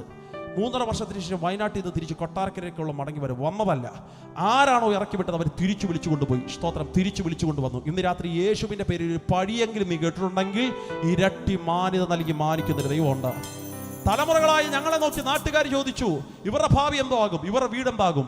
പിരിച്ച് നാട്ടിലേക്ക് കയറി വന്നപ്പോൾ എൻ്റെ അപ്പൻ ആര്യം ചെയ്ത കാര്യം വീടിന്റെ പണി ആരംഭിച്ചു. നാട്ടിൽ ചെറുപ്പക്കാർ ചോരത്തിളപ്പുള്ളവർ എൻ്റെ അപ്പൻ്റെ അടുക്ക് വന്നിട്ട് ചോദിച്ചു, അർജുന സാറേ, ശാപം വീണ്ടും വിളിച്ചു വരുത്താൻ വന്നതാണോ? ഇനിയും പണി തുടങ്ങിയ മരണം കാണും. എൻ്റെ അപ്പം പറഞ്ഞു, ഇല്ലടാ, ഇനി പണി തുടങ്ങിയ മരണം കാണുകയല്ല. ആമൻ. പണ്ട് കൂടെ ഒരാൾ പണിയാനില്ലായിരുന്നു, ഇപ്പൊ കൂടെ ഒരാൾ പണിയാനുണ്ടെന്ന്. അവർ ചോദിച്ചു, ഏത് എഞ്ചിനീയറാണ് സാറ് കൊട്ടേഷൻ കൊടുത്തേക്ക്? എൻ്റെ അപ്പം പറഞ്ഞു, എല്ലാ പ്രപഞ്ചം ഉണ്ടാക്കിയ ഒരു എഞ്ചിനീയർ ഉണ്ട്, പുള്ളിക്ക് ഞങ്ങൾ കൊട്ടേഷൻ കൊടുത്തേക്കുക. വീടിന്റെ പണി തുടങ്ങിയച്ചാ. നാട്ടുകാർ നോക്കി, ഇനി എന്നാ മരണം? ഇനി മരണമല്ല, ജീവനും പുനരുത്ഥാനവും ചലിക്കപ്പെടാൻ തുടങ്ങി. ശാപം മുഖത്തെ ദൈവം അടിക്കാൻ തുടങ്ങി യേശുവിന്റെ നാമത്തില്. ആമൻ. ഇന്ന് കൊട്ടാരക്കരയ്ക്ക് സമീപം ഓടനാവട്ട ദേശത്തിലൂടെ നിങ്ങൾ പോയാൽ ഞാൻ ഒത്തിരി സ്നേഹിക്കുന്ന കർത്താവിൻ്റെ ദാസൻ ഡെർഫിൻ അച്ഛൻ ഇന്ന് രാത്രിയിലെ യോഗത്തിനകത്ത് വന്നിട്ടുണ്ട്. അച്ഛൻ ഞങ്ങളുടെ വീട്ടിലൊക്കെ വന്നിട്ടുള്ളതാണോ എന്ന് എനിക്ക് ഓർമ്മയില്ല. ഓടനാവട്ടത്തെ ഞങ്ങളുടെ ചർച്ചിനകത്ത് വന്ന് അനുഗ്രഹിക്കപ്പെട്ട ആത്മീയ ശുശ്രൂഷയൊക്കെ നടത്തിയിട്ടുണ്ട്. ആമൻ. ഇന്ന് ഞങ്ങളുടെ ദേശത്തിനകത്ത് വന്നാൽ തല ഉയർത്തിപ്പിടിച്ച് നിൽക്കുന്ന ഒരു വീട് കാണാൻ കഴിയും. പരിത്യര വന്നിട്ട് അർജുനൻകുട്ടിയുടെ വീട് നിങ്ങൾ ചോദിച്ചാൽ മതി. അവർ പറയും, അർജുനൻകുട്ടിയുടെ വീടല്ല, ലൈവ് പോകുന്ന വാക്കുകളാണ്. ആമൻ. ഇന്ന് രാത്രി ഒന്നും ഇറക്കി പറയാൻ എനിക്ക് നിർവാഹമില്ല, കയറ്റി പറയാനും എനിക്ക് പ്രമാണമില്ല. കാരണം ബൈബിൾ എൻ്റെ മുമ്പിലുണ്ട്. അതുകൊണ്ട് ഇന്ന് രാത്രി വാക്കുകളുടെ ഗാംഭീര്യം ഇല്ലാതെ ഞാൻ പറയാം. ഇന്ന് ഞങ്ങളുടെ ദേശത്ത് വന്ന് അർജുനൻകുട്ടിയുടെ വീട് ചോദിച്ചാൽ അവരാദ്യം പറയാം, അർജുനൻകുട്ടിയുടെ വീടല്ല, അർജുനൻകുട്ടിയുടെ ദൈവമോ അവരെ മാനിച്ചു. സ്തോത്രം. അതുപോലെ തല ഉയർത്തിപ്പിടിക്ക് നിൽക്കുന്ന ഒരു വീട് ഞങ്ങൾക്ക് തന്നു. നാട്ടുകാരുടെ അടുത്ത ചിന്ത, പിള്ളേരെന്താകുമെന്ന. എനിക്ക് മുമ്പ് ഒരു സഹോദരിയുണ്ട്, ഇവളെ ജീവിതം എന്താകും? ഇവളുടെ ശാപം പിടിച്ച വീട്ടിൽ നിന്ന് വന്നതാ, ഇവക്ക് ഭാവി ഉണ്ടാകത്തില്ല എന്ന് പറഞ്ഞ സ്ഥാനത്തിനകത്ത് ആമൻ ഇവളെ വിദ്യാഭ്യാസം എങ്ങനെ എത്തത്തില്ല, ഇവക്ക് നല്ല ജോലി കിട്ടത്തില്ല എന്ന് പറഞ്ഞ സ്ഥാനത്ത് വലിയ ജോലിയൊന്നും കിട്ടിയില്ല. ജർമ്മനി ഹോസ്പിറ്റൽ ഡോക്ടറായിട്ട് വർക്ക് ചെയ്യുക. ഒരു സ്വതന്ത്രം പറഞ്ഞാട്ടെ. നിന്റെ പിള്ളേരുടെ ഭാവിയല്ലയോ നാട്ടുകാരുടെ ചിന്ത? പെന്തക്കോസി വന്ന എൻ്റെ അനുഭവത്തെ ഞാൻ പറയാം, മറ്റുള്ളവരെക്കാൾ ശ്രേഷ്ഠമായി മാനിപ്പാൻ ദൈവത്തിന് കഴിവുള്ളവൻ. അടുത്ത നോക്കി ചേച്ചി നോക്കി ചോദ്യം, ഇവിടെ കല്യാണം നടക്കുകയില്ല, ജോലിയൊക്കെ കിട്ടി, അവളങ്ങ് ജർമ്മനി കയറി പോയി, പക്ഷേ ഇവിടെ കല്യാണം നടക്കുകയില്ല എന്ന് പറഞ്ഞ സ്ഥാനത്തിൽ 13 ദിവസം കൊണ്ടൊരു കല്യാണം ദൈവം കൊടുത്തു. ഞങ്ങൾക്ക് കുറേ അമ്മാവന്മാരുണ്ട്. കൊല്ലത്തെ ഏറ്റവും വലിയ ഓഡിറ്റോറിയത്തിൽ വെച്ച കല്യാണം നന്നേ. ആമേൻ. സ്തോത്രം. അതിനകത്ത് 2 അമ്മാവന്മാർ ഫുഡ് കഴിച്ച് പുറത്തോട്ടിറങ്ങുമ്പോൾ അവർ പറഞ്ഞു പോയൊരു വാക്ക്, ഇത്രയും ടേസ്റ്റുള്ള ഫുഡ് നമ്മൾ ഇതുവരെയും കഴിച്ചിട്ടില്ലെന്ന്. നിന്റെ ദൈവം എത്തിയെന്ന് ചോദിച്ചാൽ തീറ്റിപ്പിച്ച് മാനിക്കുന്നൊരു ദൈവം ഉണ്ട്. സ്തോത്രം പറഞ്ഞാട്ടെ. അടുത്ത ചോദ്യം, ഇവർക്ക് പിള്ളേരുണ്ടാകുകയല്ല. സ്തോത്രം. കാരണം ശാപം പിടിച്ച വീട്ടിൽ നിന്ന് വന്ന അച്ഛാ, വരത്തുപോക്കുള്ള മണ്ണി വീട് വെച്ച് താമസിക്കുന്നവരെ പിള്ളേരുണ്ടാകത്തില്ല എന്ന് പറഞ്ഞ സ്ഥാനത്ത് കല്യാണം കഴിഞ്ഞ് ഏകദേശം 1.5 വർഷം കഴിഞ്ഞപ്പോൾ എൻ്റെ ചേച്ചിക്ക് ദൈവം ഒരു ആൺ സന്തതിയെ കൊടുത്തു. പേര് ജുവാൻ സാം കെന്നെത്തുന്ന ഒരു സ്വത്രം പറഞ്ഞാട്ടെ. ഇന്നവൻ 6 വയസ്സുണ്ട്. ആമൻ. സ്വത്രം. ഏകദേശം 1.5-2 വർഷം കഴിഞ്ഞപ്പോൾ ഒരു പെൺ സന്തതിയെ കൂടെ ദൈവം കൊടുത്തച്ചാ, പേര് മഹിമാ സാം കെന്നെത്തുന്ന ഒരു സ്വത്രം പറഞ്ഞാട്ടെ. ഒരു 2.5 വർഷം കഴിഞ്ഞപ്പോൾ ഒരു പെൺ സന്തതിയും കൂടെ ദൈവം കൊടുത്തു. പേര് മിലാന സാം കെന്നെത്തുന്ന ഒരു സ്വത്രം പറഞ്ഞാട്ടെ. ഇപ്പൊ 3 പിള്ളേരുണ്ട് അച്ഛാ. ഇടയ്ക്ക് ചേച്ചി വിളിക്കുമ്പോൾ ഞാൻ പറയും, ഇതും കൊണ്ട് നിർത്തണ്ടറി, കുറഞ്ഞത് 6 വേണം. ശാപം പിടിച്ച വീട്ടിൽ നിന്ന് പിള്ളേരുണ്ടാകത്തില്ലെന്ന് പറയുന്ന പിശാചേ, ഉദരം ദൈവം തുറക്കുന്ന ദാനമാമേ. ആ ശാപമുഖം ഇന്ന് രാത്രി അടിയട്ടെ. ഉദരത്തിനകത്തുള്ള ചില ശാപമുഖം യേശുവിന്റെ നാമത്തിൽ ആത്മാവിൽ ഇന്ന് രാത്രി ദൂത് സ്വീകരിക്കുന്ന ദൈവമക്കൾ ഉണ്ടെങ്കിൽ പറ. ശാപമുഖം ഇന്ന് രാത്രി അടിയാൻ പോവുക. അന്ധകാര മുഖം ഇന്ന് രാത്രി അടിയാൻ പോവുക. ബന്ധനങ്ങൾ ഇന്ന് രാത്രി അടിയാൻ പോവുക. ദൈവം യേശു അശൂർ എന്ന് പറയുന്ന പാളയത്തെ നോക്കി പറയുക, ഇനി നിന്റെ മുഖം അവൻ ചുമക്കത്തില്ല. അവന്റെ മുഖത്തെ ഞാൻ അടിക്കാൻ പോകുകയാണ്. അവന്റെ മുഖം ഞാൻ അടിക്കാൻ പോകുന്നു. വിശ്വസിക്കുന്നവർ കരകളെ ചേർത്തടിച്ച് ശക്തിയോടെ എല്ലാ ശാപമുഖവും അടിയട്ടെ. ഈ സമയം എന്റെ രോഗങ്ങൾക്കകത്തൊരു പ്രാർത്ഥന എനിക്ക് വേണമെന്ന് പറയുന്നവർ അത് സ്ഥലങ്ങളിൽ നിന്നാൽ മതി. നിൽക്കുന്ന സ്ഥലത്തിൽ നിന്നുകൊണ്ട് ശബ്ദമുയർത്തി പ്രാർത്ഥിക്കും. എന്റെ രോഗങ്ങളെ ദൈവം സൗഖ്യമാക്കണം. എന്റെ ചില ശാപങ്ങളെ അടിയണം. ഈ സാക്ഷ്യം കേൾക്കുമ്പോൾ എനിക്ക് തോന്നുന്നു എന്റെ വീടിനുള്ള ദൂത ആകെ എന്റെ വീടിനകത്തൊരു ബന്ധനം അടിയണം. അല്ല അത്യാവശ്യം ഒരു പ്രാർത്ഥന വേണമെങ്കിൽ ഇന്ന് രാത്രി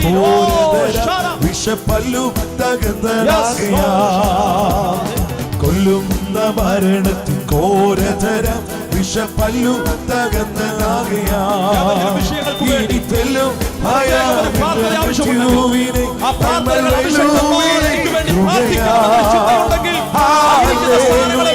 ജയം ഹല്ലേലൂയ യേശു കർത്താവ് ജീവിക്കുന്നു. ഹല്ലേലൂയ ജയം ഹല്ലേലൂയ യേശു കർത്താവ് ജീവിക്കുന്നു. എന്നേശു ജീവിക്കുന്നതിനാൽ ഞാനും എന്നേക്കും ജീവിക്കയാം. അമ്മൻ എന്നേശു ജീവിക്കുന്നതിനാൽ ഞാനും എന്നേക്കും ജീവിക്കയാം. ഇനി തന്നെ പിരിഞ്ഞൊരു ജീവിതം എനിക്കെല്ലാം എന്നേശുവത്രേ. ഹല്ലേലൂയ ജയം ഹല്ലേലൂയ യേശു കർത്താവ് ജീവിക്കുന്നു.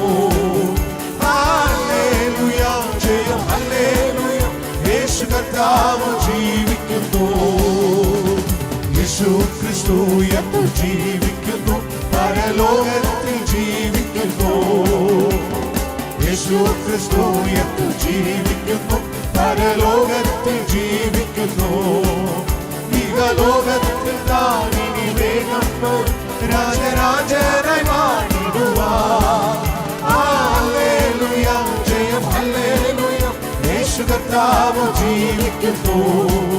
ഹല്ലേലൂയ ജയം ഹല്ലേലൂയ യേശു കർത്താവ് ജീവിക്കുന്നു. കൊല്ലുന്ന മരണത്തിൽ കോരവര വിഷപ്പല്ലു തകർന്നതാകയാ. കൊല്ലുന്ന മരണത്തിൽ കോരവര വിഷപ്പല്ലു തകർന്നതാകയാ. ഇനി തെല്ലും ഭയമില്ല മൃത്യുവിനെ ഞങ്ങൾ വെല്ലുവിളിക്കുകയാ. ഹല്ലേലൂയ ജയം ഹല്ലേലൂയ യേശു കർത്താവ് ജീവിക്കുന്നു. ഹല്ലേലൂയ ജയം ഹല്ലേലൂയ യേശു കർത്താവ് ജീവിക്കുന്നു. എന്നേശു ജീവിക്കുന്നതിനാൽ ഞാനും എന്നേക്കും ജീവിക്കയാ. എന്നേശു ജീവിക്കുന്നതിനാൽ